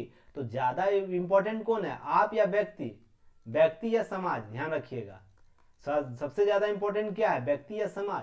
तो समाज सबसे ज्यादा इंपॉर्टेंट, क्योंकि बृहद प्रमाणों को लेती है। तो आप आर्टिकल 21 में क्या देखिएगा, आप देखिएगा पर्यावरण, देखिएगा पर्यावरण का मुद्दा आर्टिकल 19 में है नहीं ना है, तो पर्यावरण होलिस्टिक है ना, स्वच्छ पेयजल की पेयजल प्राप्त करने की अधिकार, तो ये आर्टिकल 21 में है। तो यह होलिस्टिक है, ये इसका एक पार्ट है, इसलिए आप इसे समझिएगा कि ये जो आर्टिकल 19 है ना, आर्टिकल 21 के संदर्भ में है। तो आर्टिकल ये गोला है, यह आर्टिकल 21 है, इसी के बीच आपको एक 19 डाल दिया गया है, 19 आपको प्राप्त है। तो चलिए नेक्स्ट हम लोग बात करेंगे। अब देखिए, न्यायपालिका ने इस संदर्भ में विधि की उचित प्रक्रिया का सिद्धांत माना, अर्थात विधि उचित होनी चाहिए, तार्किक होनी चाहिए और सही होनी चाहिए। जो आर्टिकल 21 को जो लागू करेगा ना, उसके लिए क्या उचित प्रक्रिया होनी चाहिए। अब देखिए, ब्रिटिश मॉडल क्या था, ब्रिटिश मॉडल था, आपको मैंने पहले भी पढ़ाया है, जब शुरुआत में करा था मौलिक अधिकार, इसलिए मैं बोलता हूं कि मेरे क्लास को आप सीरियसली 1 से लेकर जितने तक चलेंगे देखिए, ताकि आपको होलिस्टिक चीजें समझ में आएगी। विधि द्वारा उचित प्रक्रिया और विधि द्वारा स्थापित प्रक्रिया, ब्रिटिश मॉडल यही बोलता था ना, जो विधि बना दिया गया है उसी के द्वारा सारे नियम कानून बनाए जाएंगे, लोगों को उसी द्वारा नियंत्रित किया जाएगा, सजा दिया जाएगा कोई भी। पर अमेरिकी मॉडल क्या देता है, विधि द्वारा उचित प्रक्रिया जो समसामयिक रूप से सामने आएंगे। तो आर्टिकल 21 क्या है, आर्टिकल 21 समसामयिक रूप से आने वाले अधिकार हैं, अर्थात जो मान लीजिए 2021 में अधिकार थे, मान लीजिए अधिकारों की संख्या यह 10 थी, 22 में आकर यह 15 हो जाएगी, यही आगे जाके आर्टिकल 2025 में यह 40 भी हो सकती है। ध्यान रखिएगा, आर्टिकल 21 लिस्ट जो दिया गया है, लिस्ट में शामिल, आपको इसी के लिए ध्यान रखिएगा, यह समसामयिक विधि द्वारा उचित प्रक्रिया को अमेरिकी ब्रिटिश मॉडल पर आधारित कर देता है। तो आपको प्रश्न यहाँ पूछ सकता है कि हमारा न्यायालय आर्टिकल 21 के संदर्भ में ब्रिटिश मॉडल से हटते हुए अमेरिकी मॉडल की ओर क्यों झुक रहा है। आपको यह यूपीएससी ने यहाँ से प्रश्न क्रिएट किया है, स्टेट पीसीएस में प्रश्न यहाँ से पूछे जा सकते हैं, ध्यान रखिएगा। तो ये सब चीजें ऐसे ही डेवलप हुए हैं, क्यों हुआ ये सब आधार बता दीजिएगा, क्योंकि पहले आर्टिकल 19 विधि द्वारा स्थापित प्रक्रिया को लागू करता है, पर 21 के संदर्भ में अब ये अनलिमिटेड दे सकता है अधिकार, जो पर्यावरण जो सामाजिक रूप से वैलिड होंगे, विधि द्वारा स्थापित होंगे, साबित चीजें तार्किक होंगे।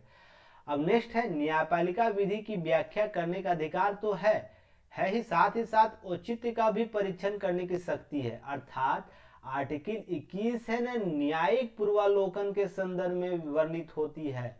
तो प्रश्न आपसे यहाँ से पूछ सकता है, आर्टिकल 21 क्या न्यायिक पूर्वालोकन किया जा सकता है उसका? तो बिल्कुल किया जा सकता है।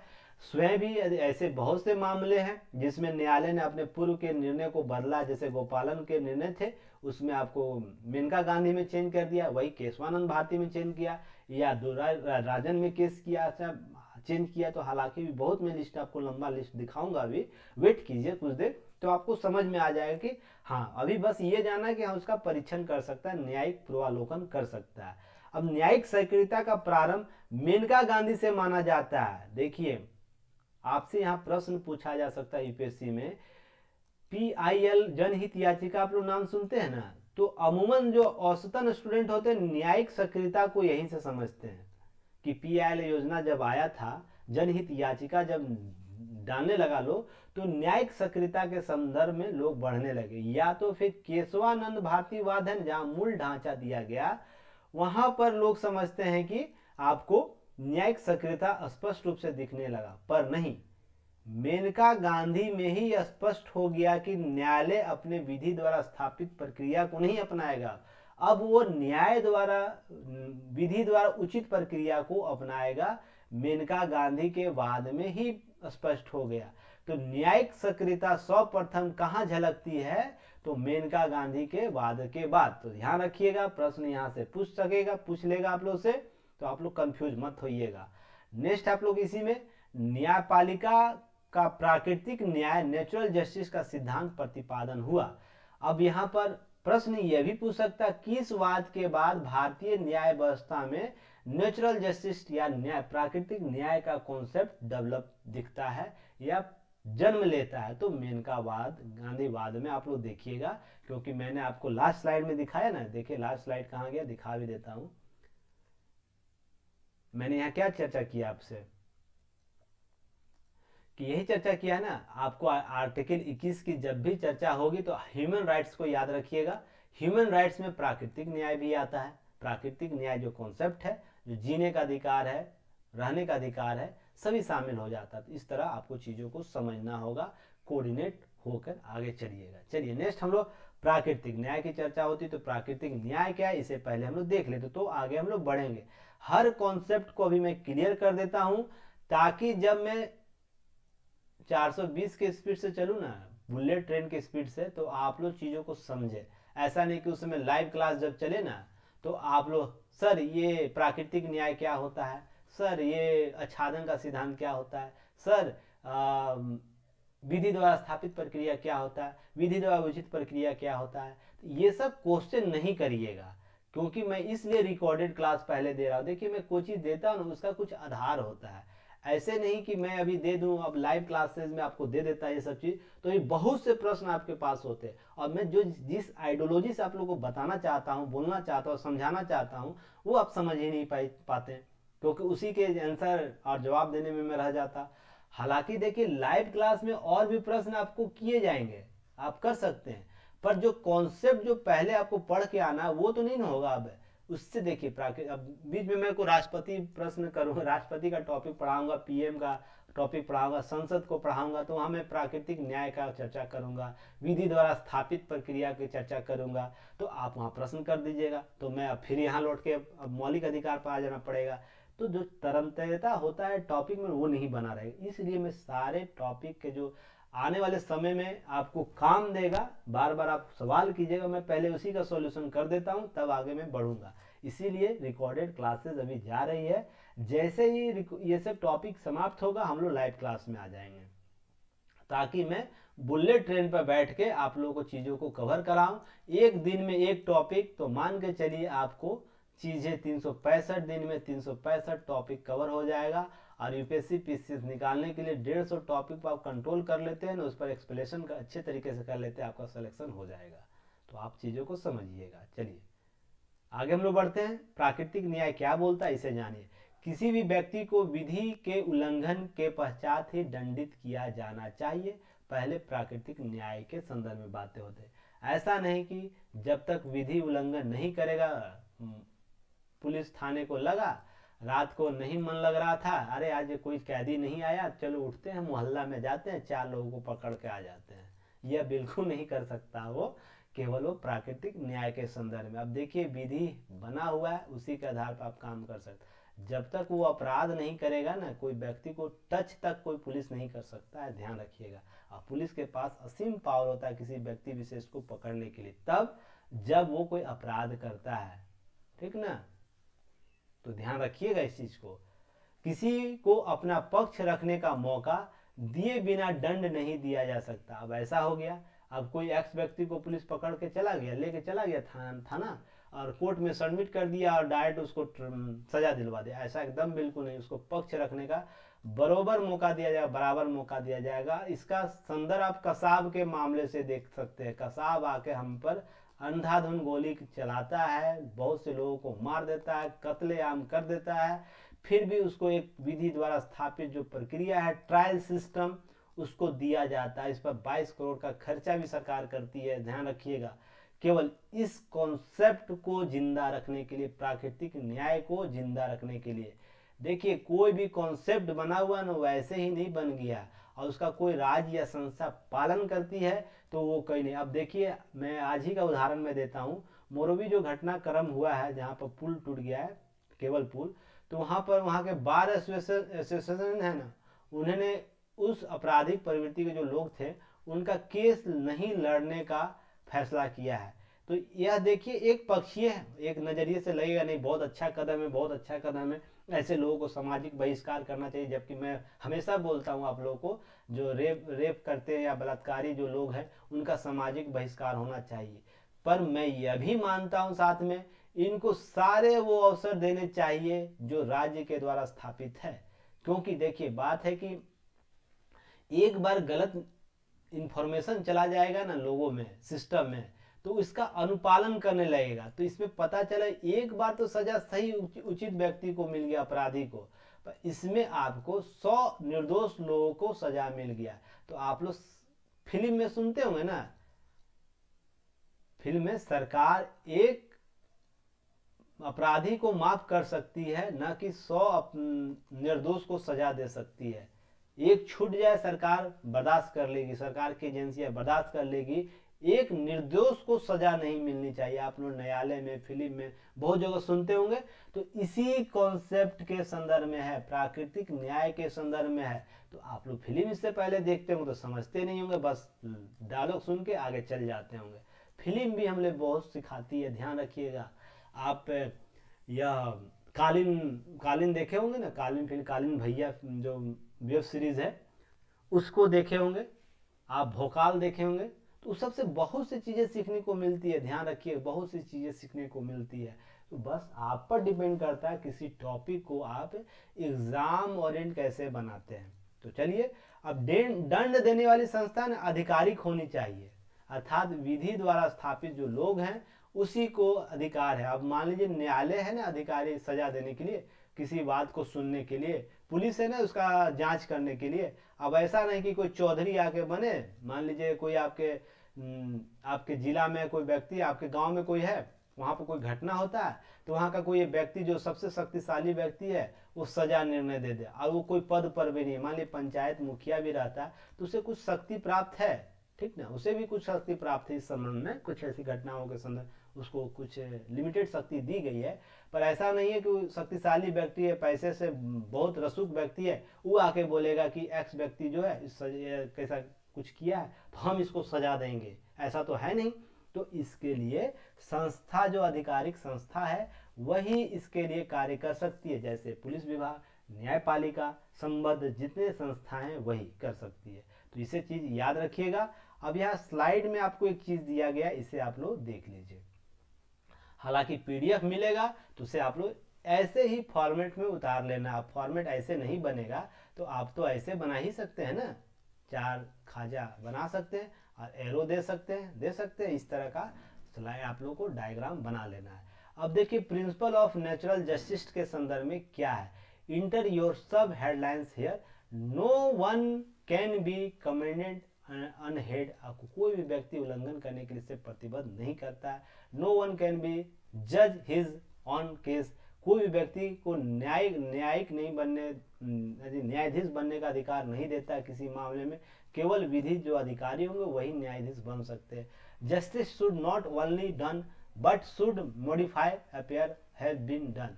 अर्थात मॉडिफाई भी आप नहीं कर सकते, विधि द्वारा स्थापित प्रक्रिया के तहत कर सकते हैं।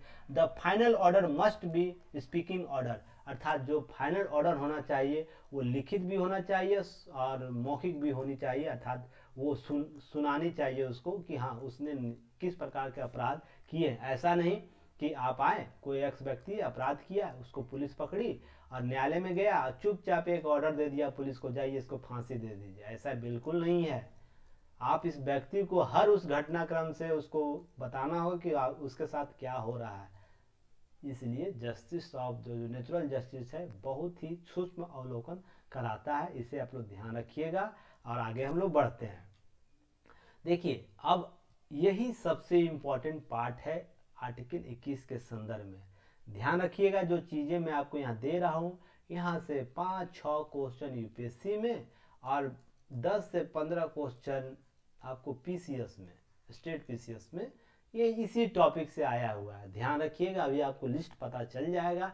आर्टिकल 21 के संदर्भ में आपको मेनका गांधी वाद के बाद जो डेवलप हुआ है सारी चीज़ों के यहाँ पर दिया हुआ है। तो आप लोग जब पीडीएफ मिलेगा इसको जूम करके देख लीजिएगा, क्योंकि यहाँ जूम मैं नहीं कर सकता हूँ। कुछ रिकॉर्डेड जो इस प्रकार के लैपटॉप पर इस प्रकार के जो स्लाइड होते हैं उसको जूम नहीं कर सकते, मजबूरी कुछ है। आप लोग जब लाइव क्लास हम लोग लेंगे ना क्लास में, स्मार्ट क्लास पर, तो चीज़ें देखिएगा, मैं बेहतर तरीके से और समझाऊंगा। अब सर्वोच्च न्यायालय ने मेनका गांधी मामले में अपने फैसले को दोबारा स्थापित किया और आर्टिकल 21 के भाग के रूप में निम्नलिखित अधिकारों की घोषणा की। कुछ अधिकार लिस्ट दिए और बाद में इसी आर्टिकल में आपको बहुत से, आप देखिए मैं सारे बात को अलग अलग करके अलग अलग कॉन्सेप्ट में पहले भी बताया हूँ और भी आगे मैं बताऊंगा। अभी शुरुआत ही हुआ है ना। पर मैं यहाँ किया क्या हूँ कि आपको सर्वोच्च न्यायालय मेनका गांधी के बाद कुछ लिस्ट दिया गया था, उसी लिस्ट में जो बाद में जो और भी आए हैं ना उसको मैंने शामिल कर दिया, ताकि एक ही जगह आप लोग को लिस्ट पता चल जाए और यूपीएससी जब भी प्रश्न यहाँ से पूछे आप उस लिस्ट को याद रखिएगा और टिक करके आ जाइएगा। अब देखिए मानवीय प्रतिष्ठा के साथ जीने का अधिकार आर्टिकल 21 में शामिल है। स्वच्छ पर्यावरण, प्रदूषण रहित जल, वायु में जीने का अधिकार, स्वच्छ वायु में, एवं हानिकारक उद्योग के विरुद्ध सुरक्षा या संरक्षा का अधिकार भी आपको आर्टिकल 21 के तहत मौलिक अधिकार है। तो इसके लिए आपको प्रश्न पूछा जा चुका है, ध्यान रखिएगा। नेक्स्ट ऐसे ही है जीवन का अधिकार, जीवन रक्षा का अधिकार यूपीएससी ने यहाँ से प्रश्न पूछा है। निजता का अधिकार यूपीएससी ने प्रश्न पूछा है। आश्रय का अधिकार ये स्टेट पीसीएस यूपी में पूछा गया। स्वास्थ्य का अधिकार यह यूपीएससी ने प्रश्न पूछा है। सब आर्टिकल 21 के तहत समाहित एक मौलिक अधिकार है। अब 14 वर्ष के उम्र तक निःशुल्क शिक्षा का अधिकार मौलिक अधिकार आर्टिकल 21 के तहत 21(1) में ही दिया गया है ना। तो ध्यान रखिएगा आर्टिकल 21 कितनी बार कितनी दफा यूपीएससी ने और स्टेट पीसीएस ने, बीपीएससी हो, यूपी हो, एमपी हो, राजस्थान हो, हरियाणा हो, छत्तीसगढ़ हो या उत्तराखंड हो, जितने भी हिंदी स्टेट 8 स्टेट्स हैं वहां पर आपको यह प्रश्न पूछा गया है 14 आर्टिकल के संदर्भ में। आर्टिकल 21 के संदर्भ में पीटी प्रीवियस ईयर क्वेश्चन आप लोग निकालिएगा और मिला लीजिएगा लिस्ट को, है या नहीं है। इसी प्रकार आगे बढ़ेंगे हम लोग, आगे भी और भी लिस्ट है, ध्यान रखिएगा। अभी तो 2-3 स्लाइड में लिस्ट होगा। निःशुल्क कानून सहायता प्राप्त करने का अधिकार आर्टिकल 21 के संदर्भ में ही आया है, ध्यान रखिएगा। अकेले कारावास में बंद होने के विरुद्ध अधिकार भी आपको, मान लीजिए कोई ऐसा सजा व्यक्ति है जिसको वर्तमान, पहले काला पानी का सजा आप लोग सुनते थे ना, किसी समुद्र के तट में अंडमान निकोबार में उसे दे दिया जाता था कोठरी, काल कोठरी, तो इसके विरुद्ध भी अब अधिकार आ गया। किसी कैदी को अकेले कारावास की सजा नहीं दी जाएगी, इसके विरुद्ध वो अपील कर सकता है। अगर पुलिस जेलर को लगता है कि बहुत अपराधी या गंभीर अपराधी है तो इसके लिए न्यायालय से उसे परमिशन लेना होगा। ऐसा नहीं कि जेलर को लगा और गए और आप उसे एक ऐसे कोठरी में रख दिए जहां उसे उस प्रकार का आभास हो रहा है कि मुझे बंद कमरे में रख दिया गया, अकेले कारावास दिया जा रहा है, मुझे प्रताड़ित किया जा रहा है मानसिक रूप से, तो न्यायालय का दरवाज़ा खटखटा सकता है। तो ध्यान रखिएगा, ये सब चीज़ें अब मौलिक अधिकार के संदर्भ में आ गया है। नेक्स्ट है त्वरित सुनवाई का अधिकार भी अब आर्टिकल 21 के तहत मौलिक अधिकार है। यह न्यायालय से, अब देखिए जब भी मैं डीएनए पढ़ाता था, दैनिक जागरण न्यूज एनालिसिस पढ़ाता था, न्यायिक व्यवस्था में जो देरी होती है तो आर्टिकल 21 की चर्चा में करता था। तो आप लोग समझते हो क्यों करते हैं सर, जो कॉन्सेप्ट नहीं समझेंगे ना तो यही सब दिक्कत होगा। अब आर्टिकल 21 के तहत न्यायालय ने ही बोला है कि त्वरित न्याय पाने का लोगों को अधिकार है, और आप न्याय में देरी कर रहे हैं तो कितना बड़ा मौलिक उल्लंघन कर रहे हैं। तो आप न्यायालय को भी वादी बना सकते हैं, ध्यान रखिएगा। पर ऐसा घटना अभी तक नहीं हुआ है, ध्यान रखिएगा, क्योंकि बहुत सी चीज़ें हो जाती है ना, हवा में आ जाती है, पर हवा से बूंद बहुत कम बनते हैं आपके सराहने। तो ये ध्यान रखिएगा, त्वरित न्याय की सुनवाई आप न्यायालय को भी वादी बना सकते हैं। तो सुनिए, अब मैं आप लोगों को ट्वीट दिखाता था ना, चीफ जस्टिस ऑफ इंडिया को मैं ट्वीट करता था किसी मुद्दे पर। हाल ही में मैंने आप लोगों को टेलीग्राम चैनल जो मेरा युक्ति आईएएस का है, उस पर मैं कुछ स्लाइड शेयर किया था ना ट्विटर का, जिसमें मैंने स्वतः संज्ञान के मामले में चीफ जस्टिस ऑफ इंडिया और chief justice high court Jharkhand है, उनको मैंने सवाल प्रश्न किया था। तो इसी के संदर्भ में किया था, और मुझे न्यायालय है ना वादी नहीं बना सकता है। आप मुझे अवमानना के लिए केस नहीं कर सकता, मैं उनसे प्रश्न कर सकता हूँ जब तक इसकी सीमा के निर्धारण के तहत हो।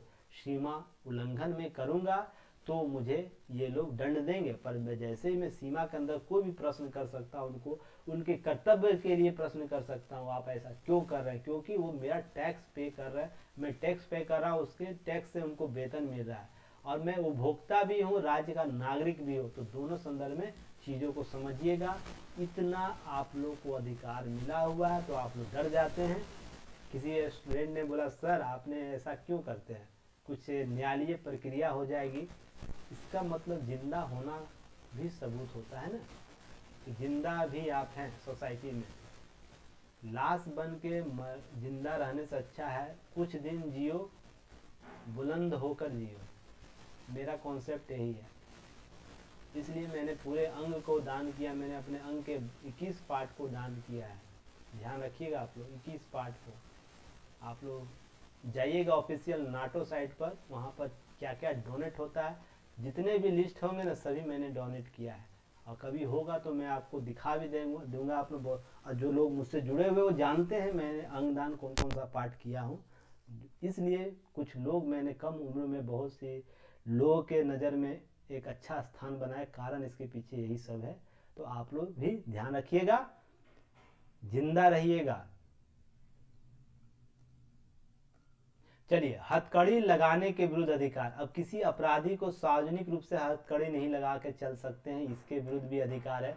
पर व्यवहारिक स्तर पर आप क्या देखते हैं, व्यवहारिक स्तर पर यही देखते हैं कि लोगों को पकड़ के हथकड़ी लगा के लोग पुलिस लोग लेके जाते हैं, पर ये अधिकार मिला हुआ है लोग उनको। देखिए सुप्रीम कोर्ट ने यह निर्धारित कर दिया, किसी भी व्यक्ति को जब तक पुलिस को यह नहीं लगेगा कि यह संदिग्ध व्यक्ति है, ये भाग सकता है या इस प्रकार से कुछ कर सकता है, तो उसके हथकड़ी नहीं लगाए। समान कैदियों को, मान लीजिए अब कोई छोटी सी चोरी करके गया है या किसी मारपीट में गया है, अब उस व्यक्ति को हथकड़ी लेके जा रहे हैं, पूरा कोर्ट में घुमा रहे हैं, थाना से कोर्ट तक ले जा रहे हैं हथकड़ी में, उसकी मानसिक और गरिमापूर्ण जीवन पर आप प्रश्न चिन्ह ही खड़ा कर रहे हैं ना, इसलिए हथकड़ी लगाने पर प्रतिबंध लगाया गया है। तो यहाँ से प्रश्न आपको क्रिएट किया जा सकता है, हथकड़ी लगाने के विरुद्ध अधिकार किस मौलिक अधिकार से जुड़ा हुआ है, तो आपको गरिमापूर्ण जीवन के अधिकार से जुड़ा हुआ है। चलिए नेक्स्ट है अमानवीय व्यवहार के विरुद्ध अधिकार। कोई भी एजेंसी, कोई भी सरकार की एजेंसी आर्टिकल 12 के तहत वो है ना हमारे साथ अमानवीय व्यवहार नहीं कर सकता है। मान लीजिए मैं डीएम के केबिन में गया, तो डीएम के केबिन में बैठे जो भी व्यक्ति होंगे एक आम नागरिक के साथ अव्यवहार नहीं कर सकता, करेगा तो उसकी खटिया खड़ी हो जाएगी, ध्यान रखिएगा। मैं अगर न्यायालय में चला जाऊंगा तो इनकी खटिया खड़ी हो जाएगी, हमारा कुछ नहीं होगा। मुझे किसी व्यक्ति ने एक बार धमकी दिया था किसी कालक्रम में, ध्यान रखिएगा मैं जो बात बोल रहा हूँ, कि मैं तुम्हारा सिविल सर्विसेज का सपना तोड़ दूंगा। कहने का मतलब तुम, वो पुलिस थे, अल्प ज्ञान में ही बोल रहे होंगे, पर उनकी भी गलती कुछ नहीं थी, कुछ गलती ऐसी परिस्थितियां हो जाती है, अमोवस लोगों के मुंह से कुछ निकल जाता है, अनायस, वो चाहता नहीं है पर निकल जाता है। उस पुलिस व्यक्ति ने यह बोला कि तुम्हारा जो सपना है ना, सपन सिविल सर्विसेज बनने का, वो मैं इस तरह पुलिसी कानून में फंसाऊंगा ना कि आप रह जाओगे इसी में परेशान, और सपना जो है सिविल सर्विस बनने का वो रह जाएगा। तो मैंने उनको यही जवाब दिया, मुझे खोने के लिए कुछ नहीं है, ठीक ना। मैं अधिकारी बनूंगा या नहीं बनूंगा तो भविष्य में बताएगा ना, पर अभी तुम पद पर हो, आप पद पर हो, आपका मैं भविष्य जरूर खराब कर सकता हूँ। तो वो व्यक्ति समझ गया कि यही बात हो रहा है। और ये घटना लगभग 2014 की घटना है, ध्यान रखिएगा 2014 की घटना है। इस समय मैं चीज़ें उस दौर से गुजर रहा था जहाँ ये सब घटनाएं हो रही थी। तो ही ये सब चीज़ें आपके साथ होती हैं तो आप व्यवहारिक ज्ञान को ज़्यादा समझते हैं। तो यही समझिए कि कोई अमानवीय व्यवहार भी नहीं कर सकता है कोई लोक नियोजन अधिकारी।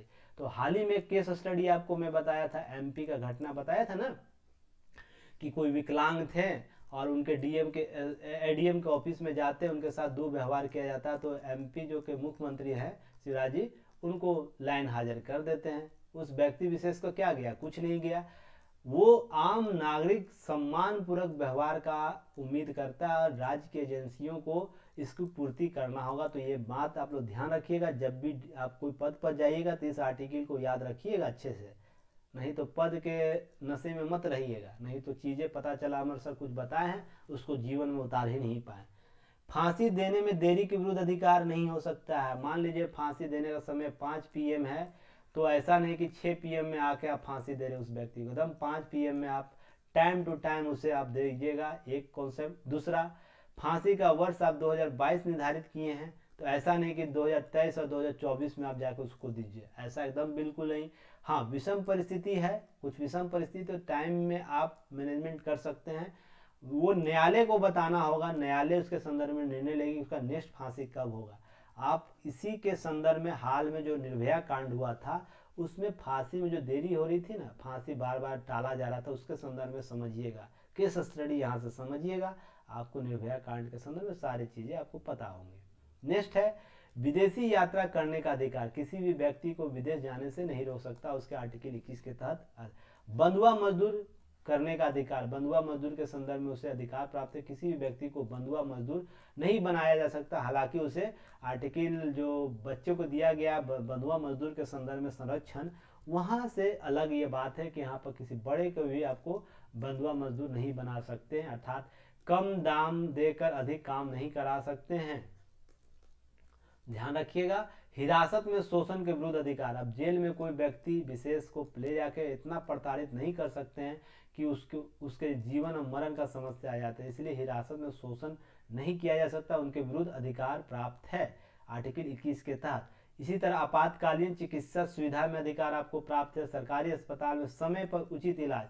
अब आप किसी सरकारी अस्पताल में जाते हैं ना, कोई नहीं देता है तो उससे प्रश्न कीजिए, नहीं देगा ना, सीधा कॉल घुमा दीजिएगा सिस्टम को, और नहीं तो ट्वीट कीजिएगा डायरेक्ट सचिव को, स्वास्थ्य सचिव को, तो उस अस्पताल का ना खटिया खड़ा हो जाएगा। आप सीखिए पहले चीज़ों का अधिकार। बहुत से लोगों को मान लीजिए गए अस्पताल, सरकारी अस्पताल में डांट दिया तो एक कोना पकड़ लिए, अरे कोना क्यों पकड़िएगा, आपका अधिकार है उसे बोलने का कि आप मेरा उचित इलाज कीजिए, जो भी आपके पास संसाधन उसके अनुसार इलाज कीजिए। अगर नहीं करता है तो फिर इसका खटिया खड़ा आप आर्टिकल 21 के तहत आप सीधे ट्वीट कीजिए, कहाँ पर, अधिकारी को, स्वच्छ जो स्वास्थ्य सचिव और स्वास्थ्य सचिव होंगे उनको कीजिए, देखिए कैसे रिप्लाई आता है। आपको मैंने हाल ही में ट्वीट करके दिखाया हर चीज़ को, तो आप इस सब चीज़ों को समझिए और चीज़ों को आगे लीजिए। सक्षम अधिकारी होंगे, जिला में होंगे, जिला को करिए, जो भी सक्षम अधिकारी आप इसके संदर्भ में है। राज्य के बाहर न जाने का अधिकार को रोका नहीं जा सकता। अब मान लीजिए कोई व्यक्ति चाहता है कि हम राज्य के, बिहार है तो बिहार से हम कहीं जाएं, यूपी है तो यूपी से बाहर, महाराष्ट्र है तो महाराष्ट्र से हम बाहर जाके कोई अपना जीविका करें, तो राज्य उसे रोक नहीं सकती है जाने के लिए, समझ लीजिए अधिकार।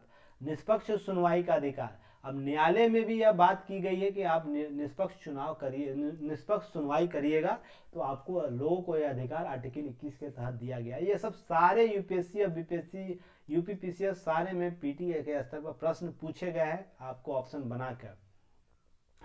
कैदी के लिए जीवन की आवश्यकताओं का अधिकार भी दिया गया है। महिलाओं के साथ सम्मान पूर्वक व्यवहार का अधिकार प्राप्त है। सार्वजनिक फांसी के विरुद्ध अधिकार, देखिए यह यूपीएससी में पूछा गया प्रश्न है, आप प्रीवियस ईयर क्वेश्चन देखिएगा, समझ में आ जाएगा। अब कोई व्यक्ति को सार्वजनिक रूप से फांसी नहीं दे सकते, जैसे अरब कंट्री में कॉन्सेप्ट है ना, सार्वजनिक रूप से पत्थर मार के मौत देना है शरिया लॉ के तहत, उनका अलग व्यवस्था है, वो अलग कॉन्सेप्ट है। पर यहाँ पर समझिए भारतीय लोकतांत्रिक व्यवस्था में किसी भी व्यक्ति को सार्वजनिक देने का अधिकार, सार्वजनिक फांसी देने का अधिकार किसी भी एजेंसी को नहीं है। अगर कोई करता है तो उसके विरुद्ध आर्टिकल 21 का उल्लंघन होगा और संबद्ध एजेंसी को सजा दी जाएगी न्यायालय द्वारा। अब सूचना का अधिकार, राइट टू इन्फॉर्मेशन आरटीआई है ना, यह भी आर्टिकल 21 के तहत है। किसी भी व्यक्ति से, आप किसी भी संस्था से जो संबद्ध का लोक सेवक है उनकी बात हो रही है, निजी व्यक्ति नहीं होता है यहाँ पर, उसके द्वारा उससे आप अपने संबंधित चीज़ों को सूचना के अधिकार के तहत मांग सकते हैं।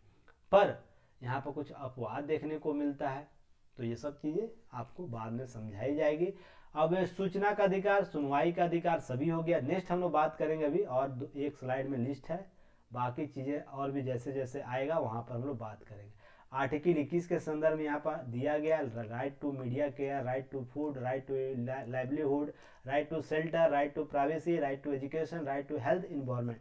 तो आर्टिकल 21 का इसी तरह आप लोग स्लाइड में जैसे में दिया हुआ है, इसी तरह आप लोग आंसर राइटिंग में भी अपना बना लीजिएगा, जो भी संबंधित टॉपिक आएगा तो इस प्रकार से आप लोग बना सकते हैं। चलिए नेक्स्ट हम लोग बात करेंगे कैसे अंतर्निहित हुआ है आपको ये चीज़ें। अब ये जानिए कि आर्टिकल 21 का अधिकार जो है वो कैसे इतना डेवलप हो गया, वो क्यों इतना प्रभावी हो गया, यह आप लोग अब समझिए।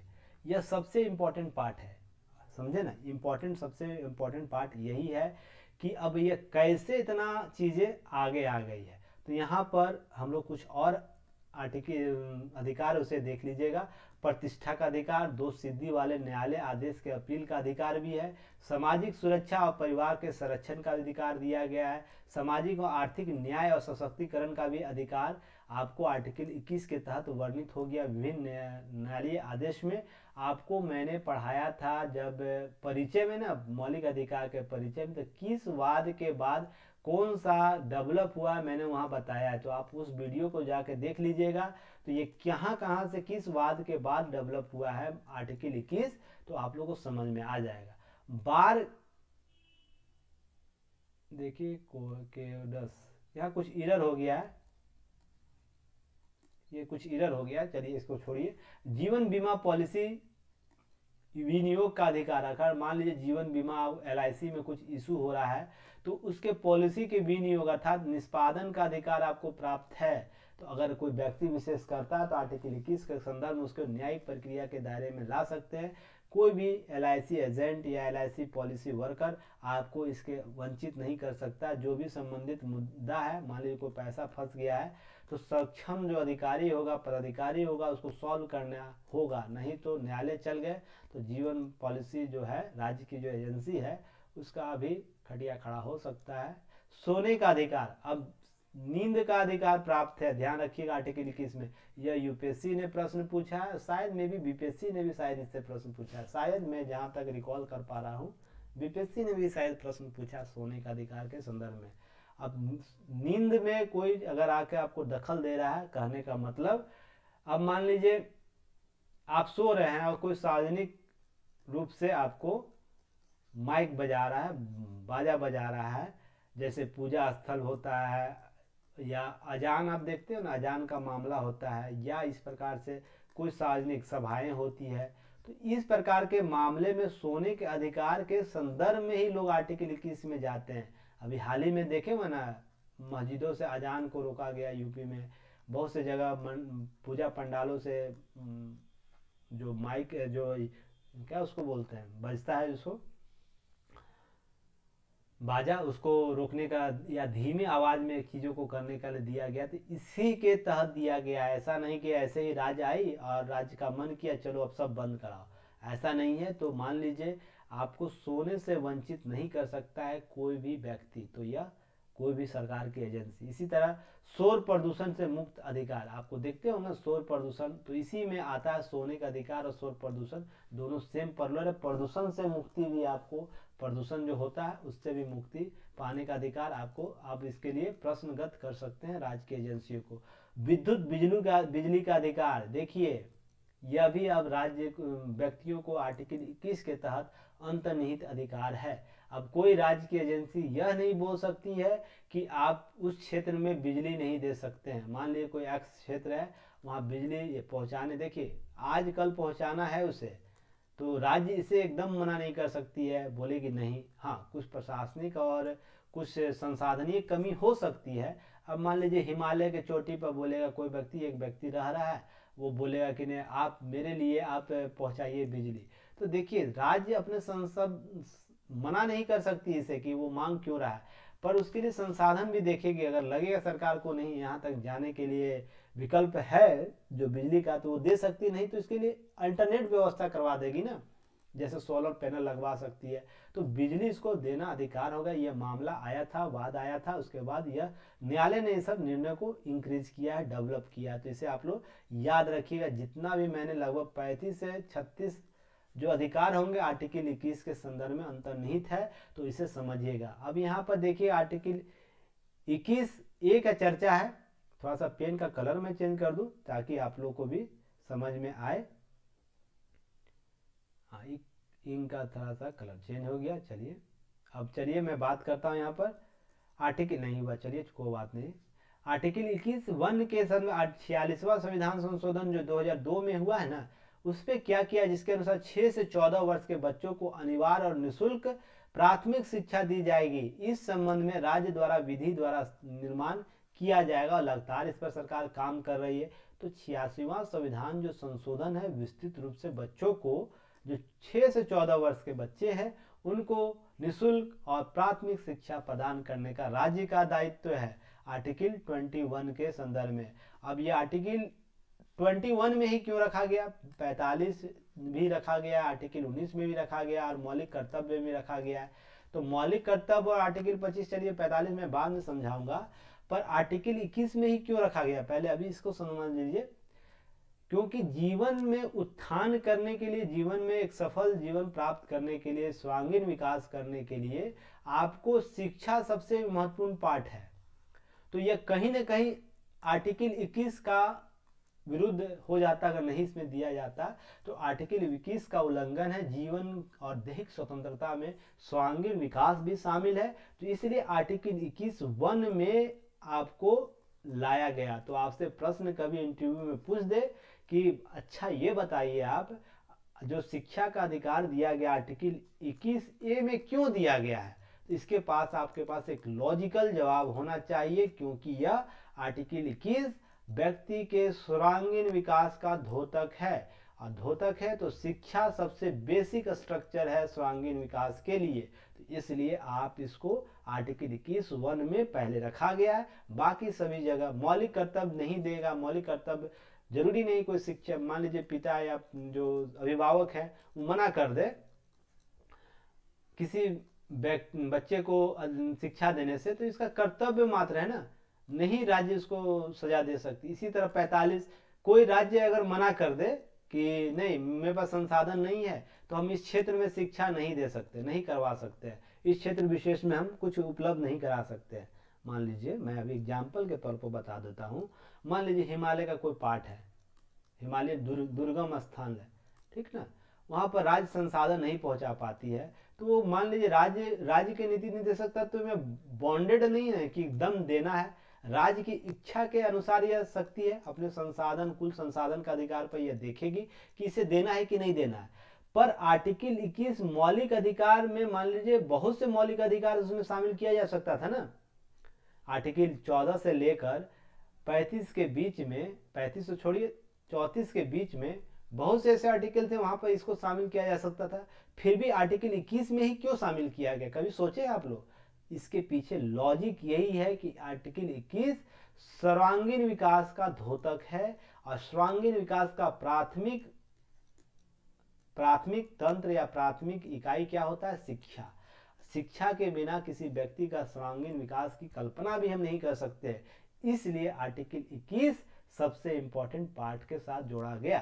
पहले विधि के कॉन्सेप्ट को समझिए, विधि निर्माण के आवश्यकता को समझिए, तो आपको चीजें समझ में आ जाएगी। इससे पहले मुझे उम्मीद है आप लोग इस सब चीज को नहीं समझे होंगे, कोई इस तरह बताया ही नहीं गया होगा आपको किसी के द्वारा कि आर्टिकल 21 को जो बच्चों को प्राथमिक शिक्षा का अधिकार जो दिया गया है 21(1) में ही क्यों दिया गया है, 21(1) में ही क्यों दिया गया। आप खुद से प्रश्न पूछिएगा, आप अभी तक कहीं भी क्लास किए हो, आप उससे कंपेयर कीजिएगा, क्या इसने उसका जवाब दिया था उसके जो भी पढ़ाए होंगे, क्योंकि ये कॉन्सेप्ट है ना व्यवहारिक रूप से आता है। मैं इस फील्ड में काम किया हूँ तो मुझे पता है कि क्या इसका मतलब होता है।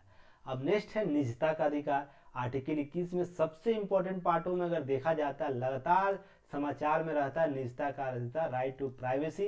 इस पर लगातार आपको न्यूज चैनल में या तो न्यूज़पेपर में या तो आपके एग्जाम हॉल में प्रश्न देखने को मिल जाता है, रिपीटेड प्रश्न, यूपीएससी हो या स्टेट पीसीएस का एग्जाम हो, वहां पर देखने को मिल जाता है। तो पहले आप ये समझिए कि who is responsible for protection और डाटा प्राइवेसी, आपका जो भी प्राइवेसी होगा वो कौन रिस्पॉन्सिबल है।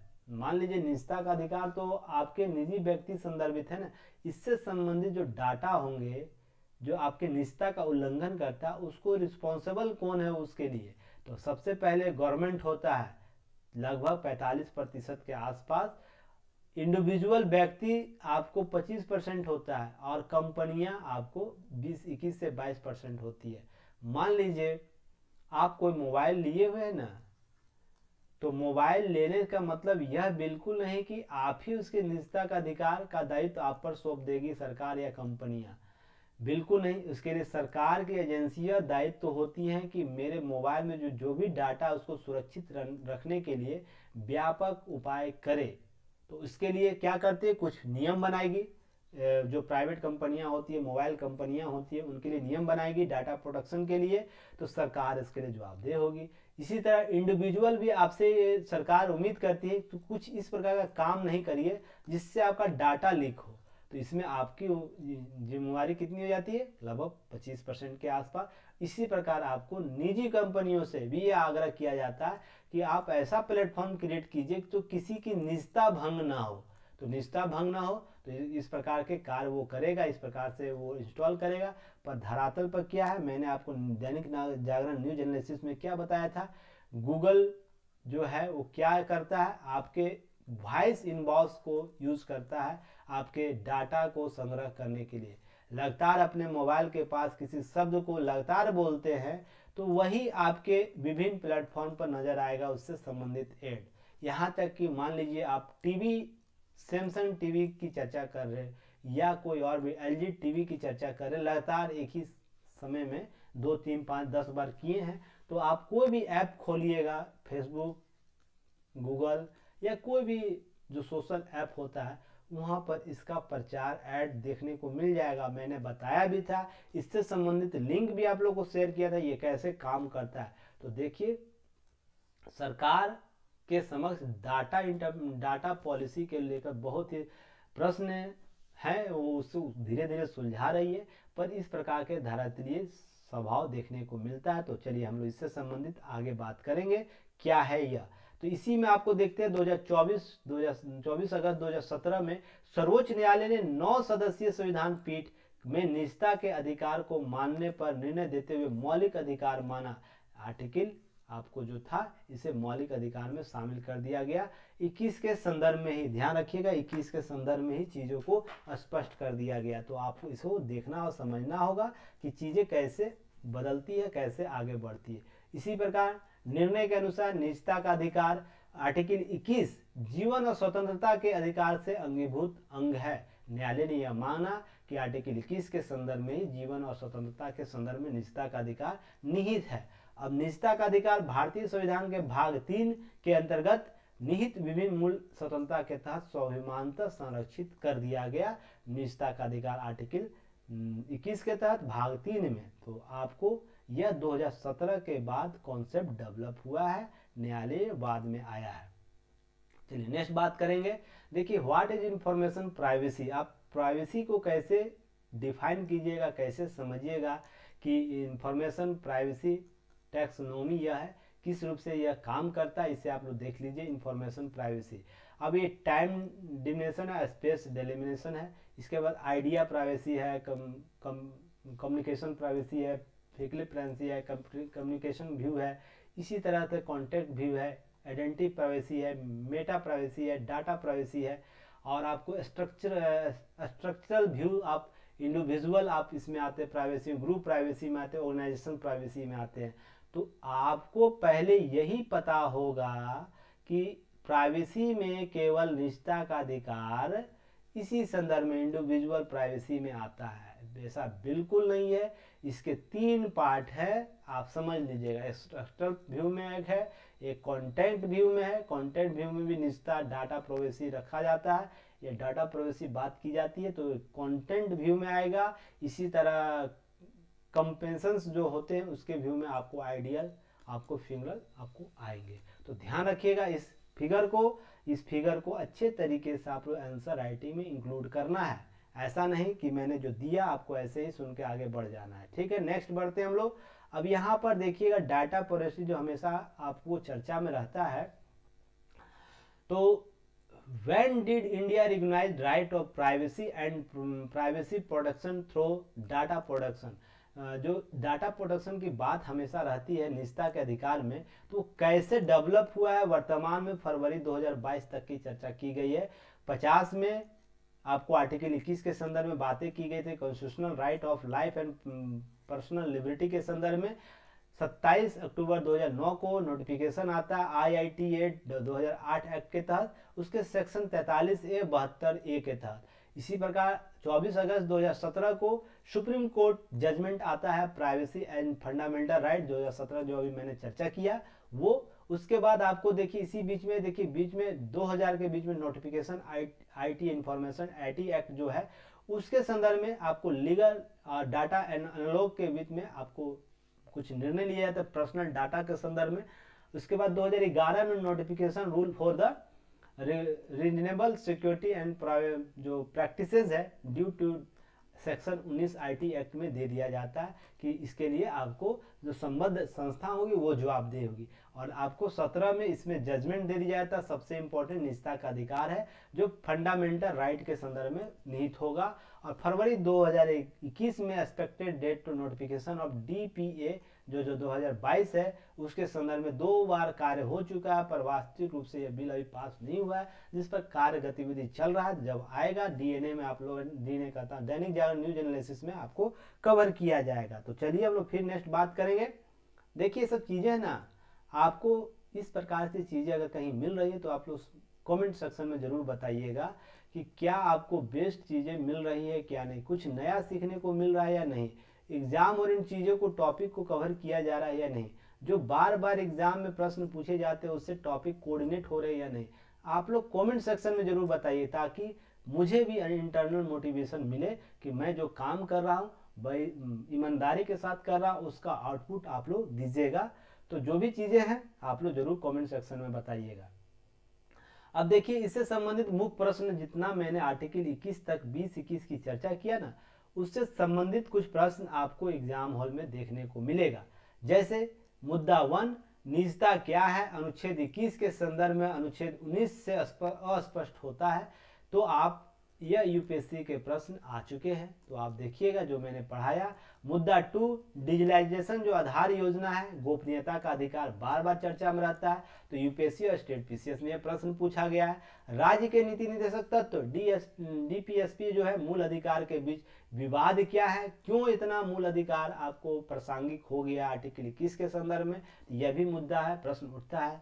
स्मॉग संचालित कारकों स्वास्थ्य के लिए हर अधिकारों का हनन, यह भी मुद्दा लगता रहता है। जैसे दिल्ली का प्रदूषण है रहता है ना स्मॉग दीपावली में, तो आपको यह भी टॉपिक है इसी से रिलेटेड, तो आपको प्रश्न पूछा जाता है। मुद्दा 5 आईपीसी की धारा 309 आत्महत्या करने का प्रयत्न भर से जीवन का अधिकार, यह कौन प्रासंगिक है, किस रूप से वर्णित किया जाता है, तो यह आर्टिकल 21 के संदर्भ में निहित अधिकारों में भी आता है। तो यहाँ से प्रश्न पूछा गया है। मुद्दा 6, आर्टिकल 21A शिक्षा का मूल अधिकार क्यों मूल अधिकार की श्रेणी में है। तो इससे संबंधित आपको चीज़ों को कवर करना होगा ताकि आप एग्जाम को बेहतर तरीके से लिख सके और आगे बढ़ सके। चलिए नेक्स्ट हम लोग बात करेंगे उत्पीड़न से सुरक्षा का अधिकार। अब जानवरों को भी उत्पीड़न की सुरक्षा का अधिकार प्राप्त है, तो कैसे डेवलप हुआ है और क्या व्यवहारिक पक्ष है, इसको देखेंगे। मई 2014 में सुप्रीम कोर्ट ने एनिमल वेलफेयर बोर्ड याचिका पर सुनवाई करते हैं, एक महत्वपूर्ण निर्णय लेते हैं जिसके आधार पर तमिलनाडु के प्रसिद्ध पर्व पोंगल, याद रखिएगा तमिलनाडु राज्य से संबंधित जो पोंगल पर्व के दूसरे तथा तीसरे दिन आयोजित किए जाने वाले जल्लीकट्टू, बैल की फाइटिंग जो होती है जल्लीकट्टू, आप लोग यूट्यूब पर सर्च कीजिएगा, जल्लीकट्टू का वीडियो आ जाएगा, तो देखिएगा उसमें किस रूप से जानवरों का उत्पीड़न का मामला देखने को मिलता है। देश भर में विभिन्न स्थानों में आयोजित की जाने वाली बैलगाड़ी दौड़ पर प्रतिबंध है, जैसे पंजाब में भी दौड़ लगता है, यूपी में भी देखा कहीं कहीं स्थानों पर देखने को मिल जाता है, साउथ के राज्यों में या तो नॉर्थ ईस्ट राज्यों में इस प्रकार के देखे जाते हैं। तो इन सभी मामलों में पशुओं के साथ उत्पीड़नात्मक व्यवहार prevention of cruelty act PCA 1960 के तहत प्रतिबंधित है। देखिए कानून तो 1960 ही में बन गया था किसी प्रकार के उत्पीड़न और किसी प्रकार के क्रूएल्टी या क्रूरता के संदर्भ में एक्ट, पर उसका व्यवहारिक पक्ष क्या था, 2014 तक इस प्रकार की चीजें आती थी, अभी भी है, ऐसा नहीं कि पूरी तरह समाप्त हो गया है। तो सुप्रीम कोर्ट ने आर्टिकल 21 में प्रयुक्त सब जीवन को विस्तारित करते हुए जानवरों के जीवन को भी इसमें सम्मिलित कर लिया। तो आपको मैंने क्या बोला था, आर्टिकल 19 से ज्यादा आर्टिकल 21 विस्तृत है क्योंकि यह सामूहिक होलिस्टिक बात करता है। यह साथ ही यह स्पष्ट किया कि जानवरों को भी उत्पीड़न मुक्त जीवन जीने का अधिकार है, यह 2014 के वर्डिक्स में, और जीवन के अधिकार पर मृत्यु का अधिकार सम्मिलित नहीं है। ज्ञान और वाद के संदर्भ में चीजें उभर कर आई थी। तो आपको देखिए यहाँ पर कोई भी पशु का आप घर में रखते उसका उत्पीड़न करते हैं तो आप इस एक्ट के तहत तो प्रावधान आपको लागू होगा ही होगा, साथ में आर्टिकल 21 का उल्लंघन कर रहे हैं पशुओं के, तो आर्टिकल 21 पशुओं को भी प्राप्त है, पशु में तो सभी पशु को जिस पर क्रूएल्टी एक्ट लागू होता है, जिस पर लिस्ट दिया हुआ उसके संदर्भ में, आप गाय रखते हो, किसी प्रकार का जीव रखते हो, पपीज रखते हो, कुत्ते के बच्चे रखते हो, या किसी प्रकार के और भी पशु रखते हो, तो ध्यान रखिएगा। माना कि इनके लिए जुबान नहीं, इसका अर्थ बिल्कुल नहीं इसका जान नहीं है। पशुओं के साथ क्रूरता न करे, यह राजस्थान पुलिस का आपको स्लोगन है, याद रखिएगा। पशुओं की क्रूरता के प्रति प्रोहिबिशन ऑफ क्रूएल्टी एक्ट जो 1960 है के तहत दंडनीय अपराध है। तो आज के बाद आप लोग जो लाठी से मारते हैं किसी पशु को मत मारिए, नहीं कोई एनिमल लवर आपको देख लिया तो कोर्ट में घसीट देगा। तो ये सब चीज़ों को कवर करना है और व्यवहारिक रूप से जानना समझना भी है। नेक्स्ट है इनिथेसिया। देखिए यह पेपर 4 में भी आपको देखने को मिलेगा, इस टॉपिक आर्टिकल 21 में भी देखने को मिल जाएगा, तो आपको यह चीजें समझने की जरूरत है। निष्क्रिय इच्छा मृत्यु, उच्चतम न्यायालय ने भारत में इसे स्वीकार कर लिया। किसी मरीज के जीवन रक्षक प्रणाली पर टीका जीवन मशीनों को हटाकर समाप्त किया जा सकता है। भारत में पेसिव इनेस्थेसिया इच्छा मृत्यु वैलिड है, पर सक्रिय इच्छा मृत्यु वैलिड नहीं है, अर्थात उच्चतम न्यायालय इसकी अनुमति नहीं दी, जिसके अंतर्गत दवाइयों में इंजेक्शन में देकर या कर व्यक्ति की जीवन समाप्त कर दी जाती थी। कोई इंजेक्शन रहता था, उसे उस व्यक्ति को देकर जहर देकर मार दिया जाता, ये कहीं ना कहीं क्रूरता रहती थी। पर इसमें जीवन रक्षक, जैसे आप जाते हैं किसी अस्पताल में तो आपको कुछ जीवन रक्षक दवाएं दी जाती है, या जीवन रक्षक कुछ इक्विपमेंट होते हैं, जैसे उपकरण होते हैं, तो उस उपकरण को ऑक्सीजन रहता है तो मान लीजिए उसे बाहर निकाल दिया या रोक दिया जाता है, सप्लाई को कम कर दिया जाता है, जिसका धीरे धीरे उसकी मृत्यु हो जाए। यह इसलिए किया जाता है ना कि जीवन स्वच्छता से, जीवन सम्मान पूर्वक जीवन जीने से जीवन का भी अधिकार प्राप्त है, उसी प्रकार सम्मान पूर्वक मरने का भी अधिकार प्राप्त है, ध्यान रखिएगा। इसलिए इस कॉन्सेप्ट को समझने से पहले इसे जरूर समझिएगा। जिस प्रकार सम्मान पूर्वक जीवन जीने का अधिकार है, वैसे ही सम्मान पूर्वक जीवन ये इसका भी अधिकार है, मौत का भी अधिकार है, इसलिए निष्क्रिय इच्छा मृत्यु का कॉन्सेप्ट लेकर आया। जब एथिक्स का पेपर पढ़ाया जाएगा उसमें आपको सारे चीज कवर किया जाएगा। यहाँ पर इससे रिलेटेड स्लाइड दिया हुआ है, इसे अच्छे तरीके से आप लोग देख लीजिएगा, पॉज करके वीडियो बहुत विस्तृत दिया हुआ है चीज़ों को। जब एथिक्स का पेपर पढ़ाया जाएगा ना, चीज़ें वहाँ और भी बेहतर तरीके से स्पष्ट की जाएगी। जैसे व्हाट इज ए पेसिव एनेस्थीसिया, कहाँ कहाँ वैलिड है, जर्मनी, कनाडा, साउथ अफ्रीका में वैलिड है। अब इसी तरह एनेस्थीसिया जो इलीगल है, जैसे कोलंबिया, जापान, बोथ फ्रॉम एनेस्थीसिया, नीदरलैंड में आपको इलीगल है, इसी पर बेल्जियम में। तो इसी प्रकार से आपको चीज़ें समझने की जरूरत है। देखिए यहाँ पर सुइया दे रहा है ना, यह जान से माने ये मर्डर होता है, और जो ये काट दे रहा है ना, मान लीजिए जो जीवन रक्षक दवा है, वो मर्डर नहीं कहलाए, क्योंकि इसे धीरे धीरे कम किया जाता है। वो व्यक्ति जो इसको इच्छा मृत्यु दिया जाता है, उसका मतलब यह होता है कि वो जीवन जीने के लिए लड़ रहा है। लड़ रहा है कहने मतलब उसके बचने के बहुत नगण्य चांस होते हैं। और उसमें देखिए कमेटी बैठती है, उसके लिए विस्तृत में चर्चा पेपर 4 में करूंगा। कमेटी बैठती है, कमेटी में न्यूट्रल डॉक्टर होंगे, उस पर संबद्ध व्यक्ति होगा, संबद्ध परिवार के लोगों से रजामंदी लेगी। उसके बाद उस भयानक रोग से बचाने के लिए, जिसका इलाज नहीं है, उसके लिए पेसिव एनेस्थीसिया का प्रोग्राम चलाया जाता है, कॉन्सेप्ट लाया जाता है। तो ये सब चीज़ों को कवर करना है। अब आर्टिकल 22 याद रखिएगा। देखिए आर्टिकल 22 निरोध और गिरफ्तारी के संरक्षण का अधिकार। आर्टिकल 22 में कहा किसी भी व्यक्ति की गिरफ्तारी और निरोध के संरक्षण प्रदान करता है।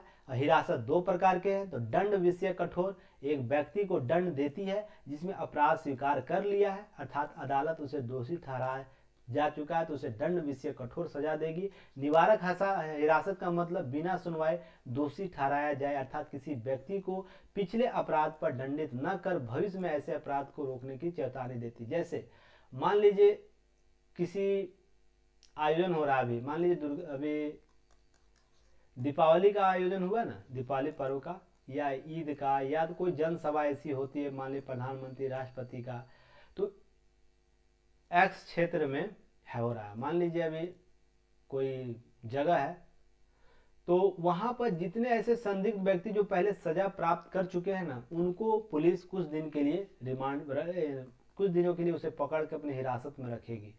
उनको लगता है पुलिस को कि जो पहले ऐसे प्रवृत्ति शामिल में थे वो फिर ऐसे कुछ घटनाओं का अंजाम दे सकते हैं, जिससे इस प्रकार की घटनाओं को है ना, मान लीजिए पूजा स्थल हो रहा है तो उसके शांति भंग कर सकता है, ईद में कुछ ऐसे हो रहे तो आपराधिक प्रवृत्ति आ जाता है और दंगा होता है, देखते हैं ना।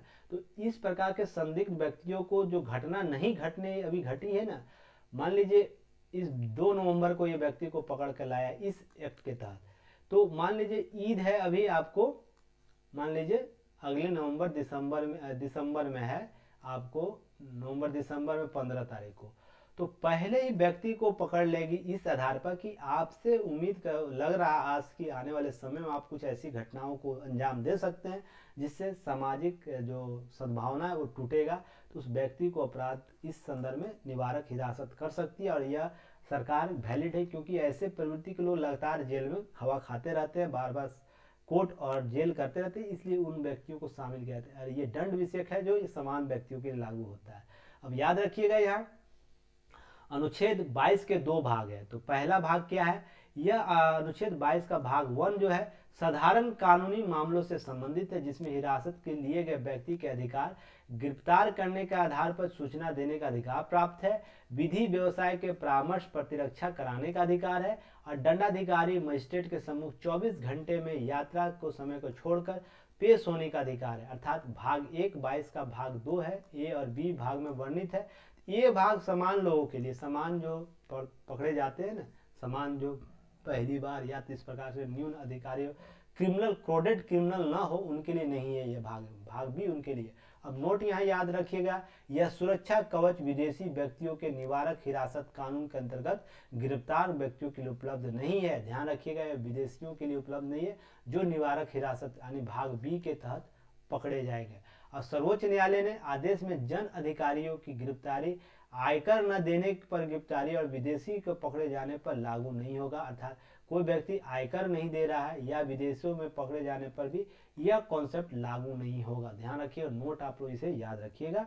नेक्स्ट हम लोग बात करेंगे बी भाग, इसका है क्या है बी भाग, अब जल्दी क्लास खत्म हो जाएगा, लगता है 1-1.5 घंटे का क्लास हो गया होगा। कोई बात नहीं, बहुत सी चीज़ें आप लोग सीखे होंगे नया, तो सीख लीजिए, एग्जाम में बहुत काम देगा। उन व्यक्तियों को सुरक्षा प्रदान करता है जिन्हें दंड विषयक कानून के तहत गिरफ्तार किया गया है। यह कानून नागरिक और विदेशी दोनों को उपलब्ध है। इसमें शामिल है व्यक्ति को हिरासत के 3 माह से ज़्यादा नहीं बढ़ाई जा सकती, पहला। दूसरा, बढ़ाने के लिए सरकार के सलाहकार बोर्ड उचित सलाह आवश्यक होगा। सलाहकार बोर्ड में उच्चतम न्यायालय के न्यायाधीश शामिल होगी। एक सलाहकार बोर्ड का गठन होगा, वो करेगा। निरोधक का आधार व्यक्ति या व्यक्तियों के बताया जाना चाहिए, अर्थात व्यक्ति को उसके क्या जुर्म किया उसको पता होना चाहिए। व्यक्तियों का अधिकार होगा कि निरोध के आदेश में विरुद्ध अपना प्रतिवेदन दे सके। 3 महीना तक उसे बढ़ाया जा सकता है एक बार में, पर देखिए विषम परिस्थिति में और भी बढ़ाई जा सकती है। तो ये सब चीजें आप ध्यान रखिएगा। निरोध क्या है यह ध्यान रखिए। राष्ट्र की एकता अखंडता के संदर्भ में कोई ऐसा मामला आएगा तो उसे पकड़ सकती है, उसे रोक सकती है। गैर कानूनी गतिविधियों में दमन कर रहा है, कोई काम कर रहा है तो उसे पकड़ सकती है व्यक्ति को।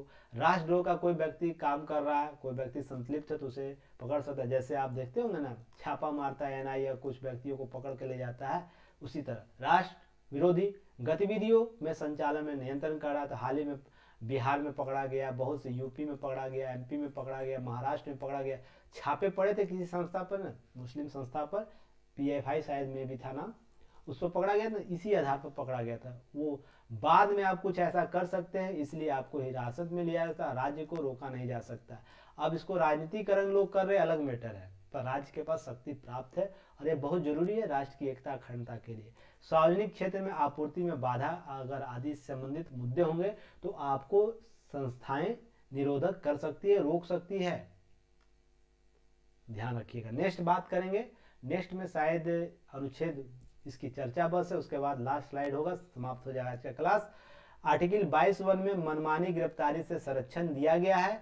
किसी भी व्यक्ति को गिरफ्तारी करने के कारण आधार बताया जाएगा और मनपसंद विधि व्यवसाय वकील परामर्श करने के लिए अधिकार होगा। आर्टिकल 22(1) के तहत 22(2) के तहत किसी व्यक्ति को हिरासत लेने के 24 घंटे के भीतर न्यायपालिका समक्ष प्रस्तुत करना हो, जिसमें यात्रा शामिल नहीं है। अर्थात यह कहिए कि कोई पुलिस विभाग का आदमी अगर ज्यादा दाव पे चलेगा तो मान लीजिए नहीं रहता तो क्या करता कि लाना रहता शॉर्टकट रास्ते से और ले जाता लॉन्ग कट रास्ते से, तो 24 घंटा यह हो जाता, बोलता कि आप अब यह न्यायपालिका समक्ष प्रस्तुत नहीं होगा। तो जब बंदी प्रत्यक्षीकरण का मामला जब पढ़ाएगा तो उसमें इस आर्टिकल को मैं स्पष्ट करूंगा ये क्यों इस तरह दिया गया है, ठीक ना, आगे आप लोग को मैं बताऊंगा।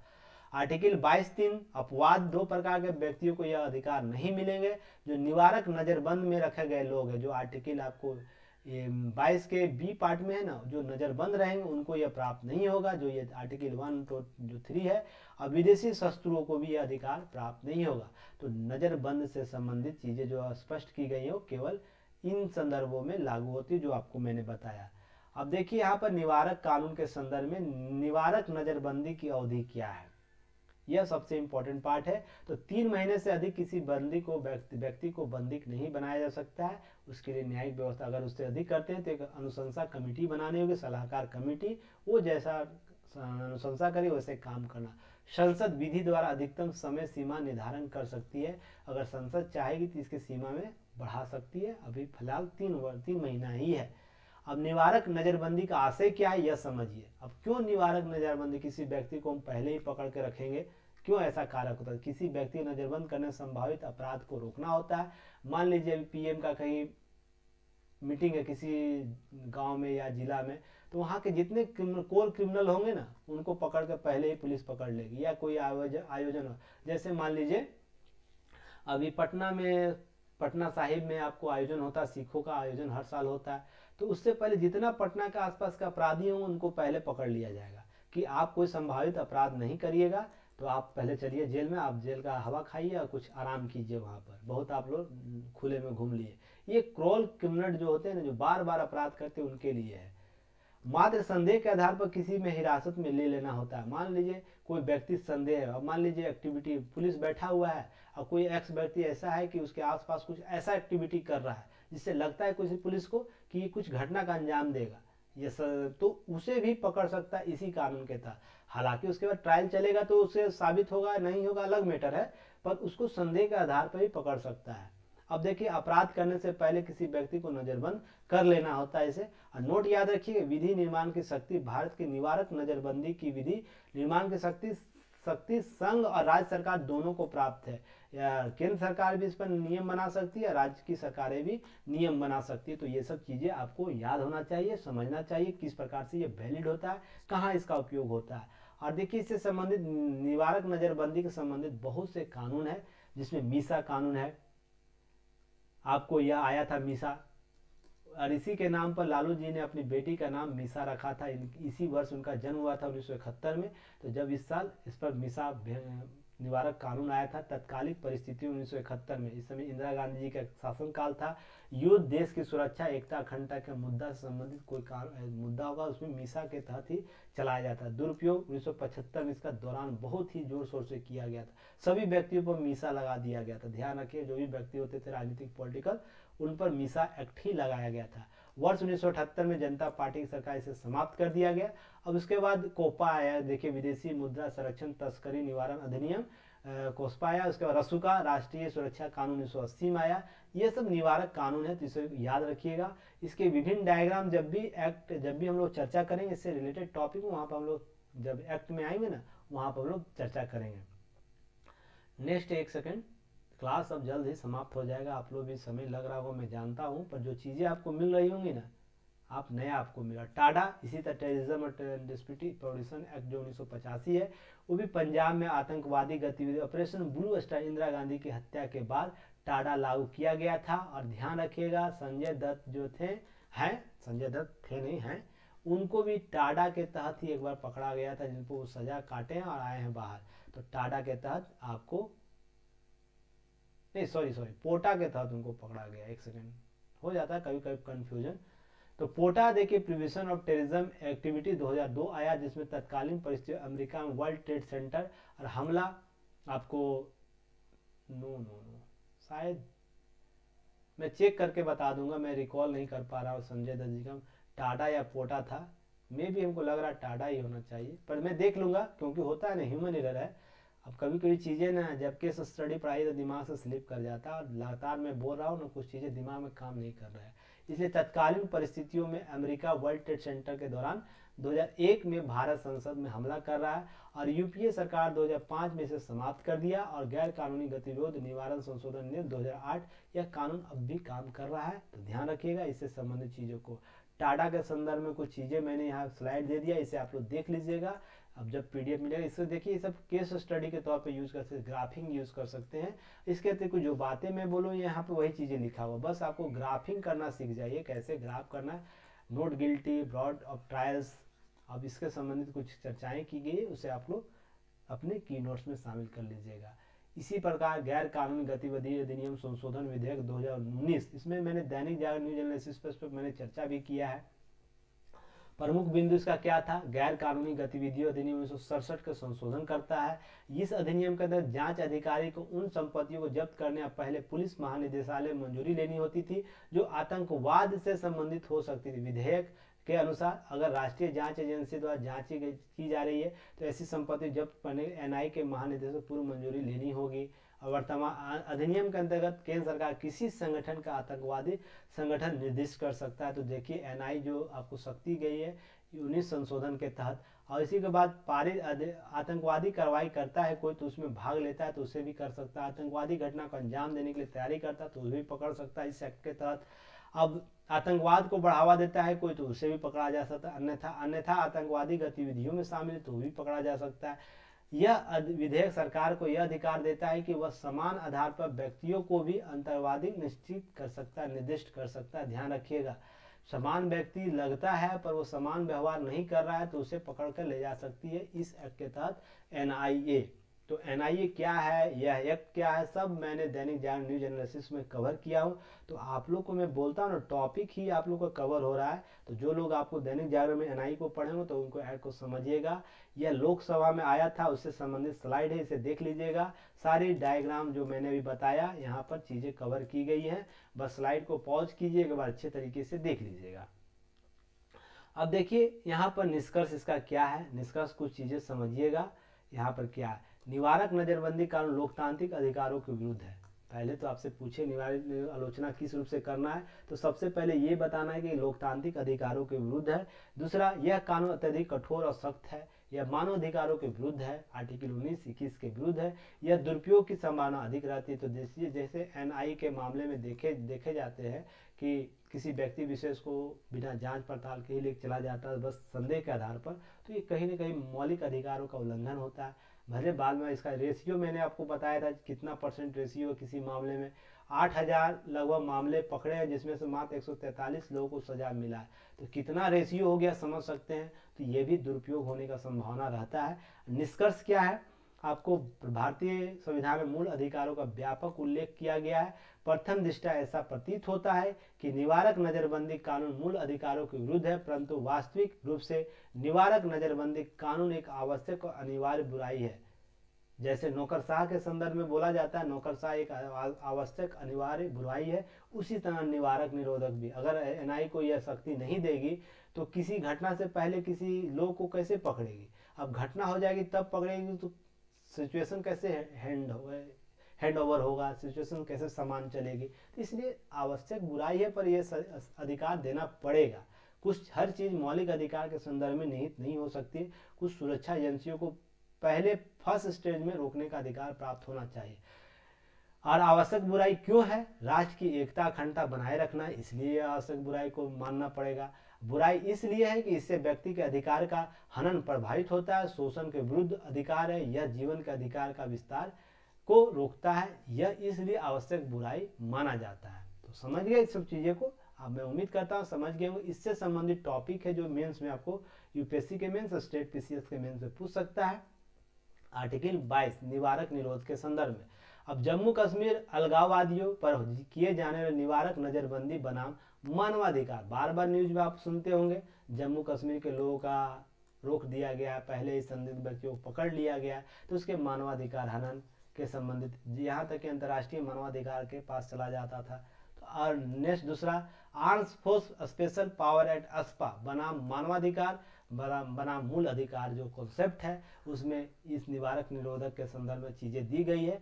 तो ये आपको मुद्दा इससे आएगा और ये सब चीज़ें मैंने दैनिक जागरण न्यूज एनालिसिस में पहले ही कवर कर दिया हूँ। जो भी लोग जान रहे होंगे, लगातार देख रहे होंगे, चीज़ों को समझ रहे होंगे, तो आपको मैं यही लास्ट में बोलूँगा कि आप वीडियो को अंत तक देखे हैं। जो भी लोग देखें ना वो एक निर्णय पर जरूर आ गए होंगे कि आपको इसमें क्या मिल रहा है, औरों से बेहतर क्या मिल रहा है, एग्जाम और इन चीज़ें क्या मिल रही है, टू दी पॉइंट क्या बातें की जाती है। उस इतने वीडियो क्लासेस में आपको लगा मैंने किसी भी टॉपिक की इतर बातें जाके किया होगा, नहीं किया होगा। दैनिक जागरण न्यूज एनालिसिस से कैसे कोऑर्डिनेट हो रहा है टॉपिक, ये भी आप लोग जान रहे होंगे। तो आप ये सब कुछ चीज़ें समझिए। केवल आपको जो पेमेंट करना है अभी 1999 करना है, तो आप पेमेंट करके क्लास को परचेज कीजिए। यूपीएससी स्टेट पीसीएस जो कोर्सेज चल रहे हैं उसके लिए, 68 बीपीएससी है उसके लिए अलग बैचेज भी चलेंगी। अभी फिलहाल जो कंबाइंड कोर्स क्लासेज वो चलेंगी, बाद में सेपरेट हो जाएंगे। चलिए नेक्स्ट हम लोग लाइक फॉर शेयर सब्सक्राइब करते रहिए, हम तक बने हुए हैं तो। और जो भी संबंधित चीज़ें दिए गए डिस्क्रिप्शन बॉक्स में, कमेंट सेक्शन में लिंक यूज़ कीजिए। Thanks for watching. वीडियो में बने रहने के लिए। नेक्स्ट वीडियो तक हम लोग फिर मिलेंगे। शाम को इवनिंग में लाइव क्लास है, आप लोग जुड़िएगा। धन्यवाद, जय हिंद।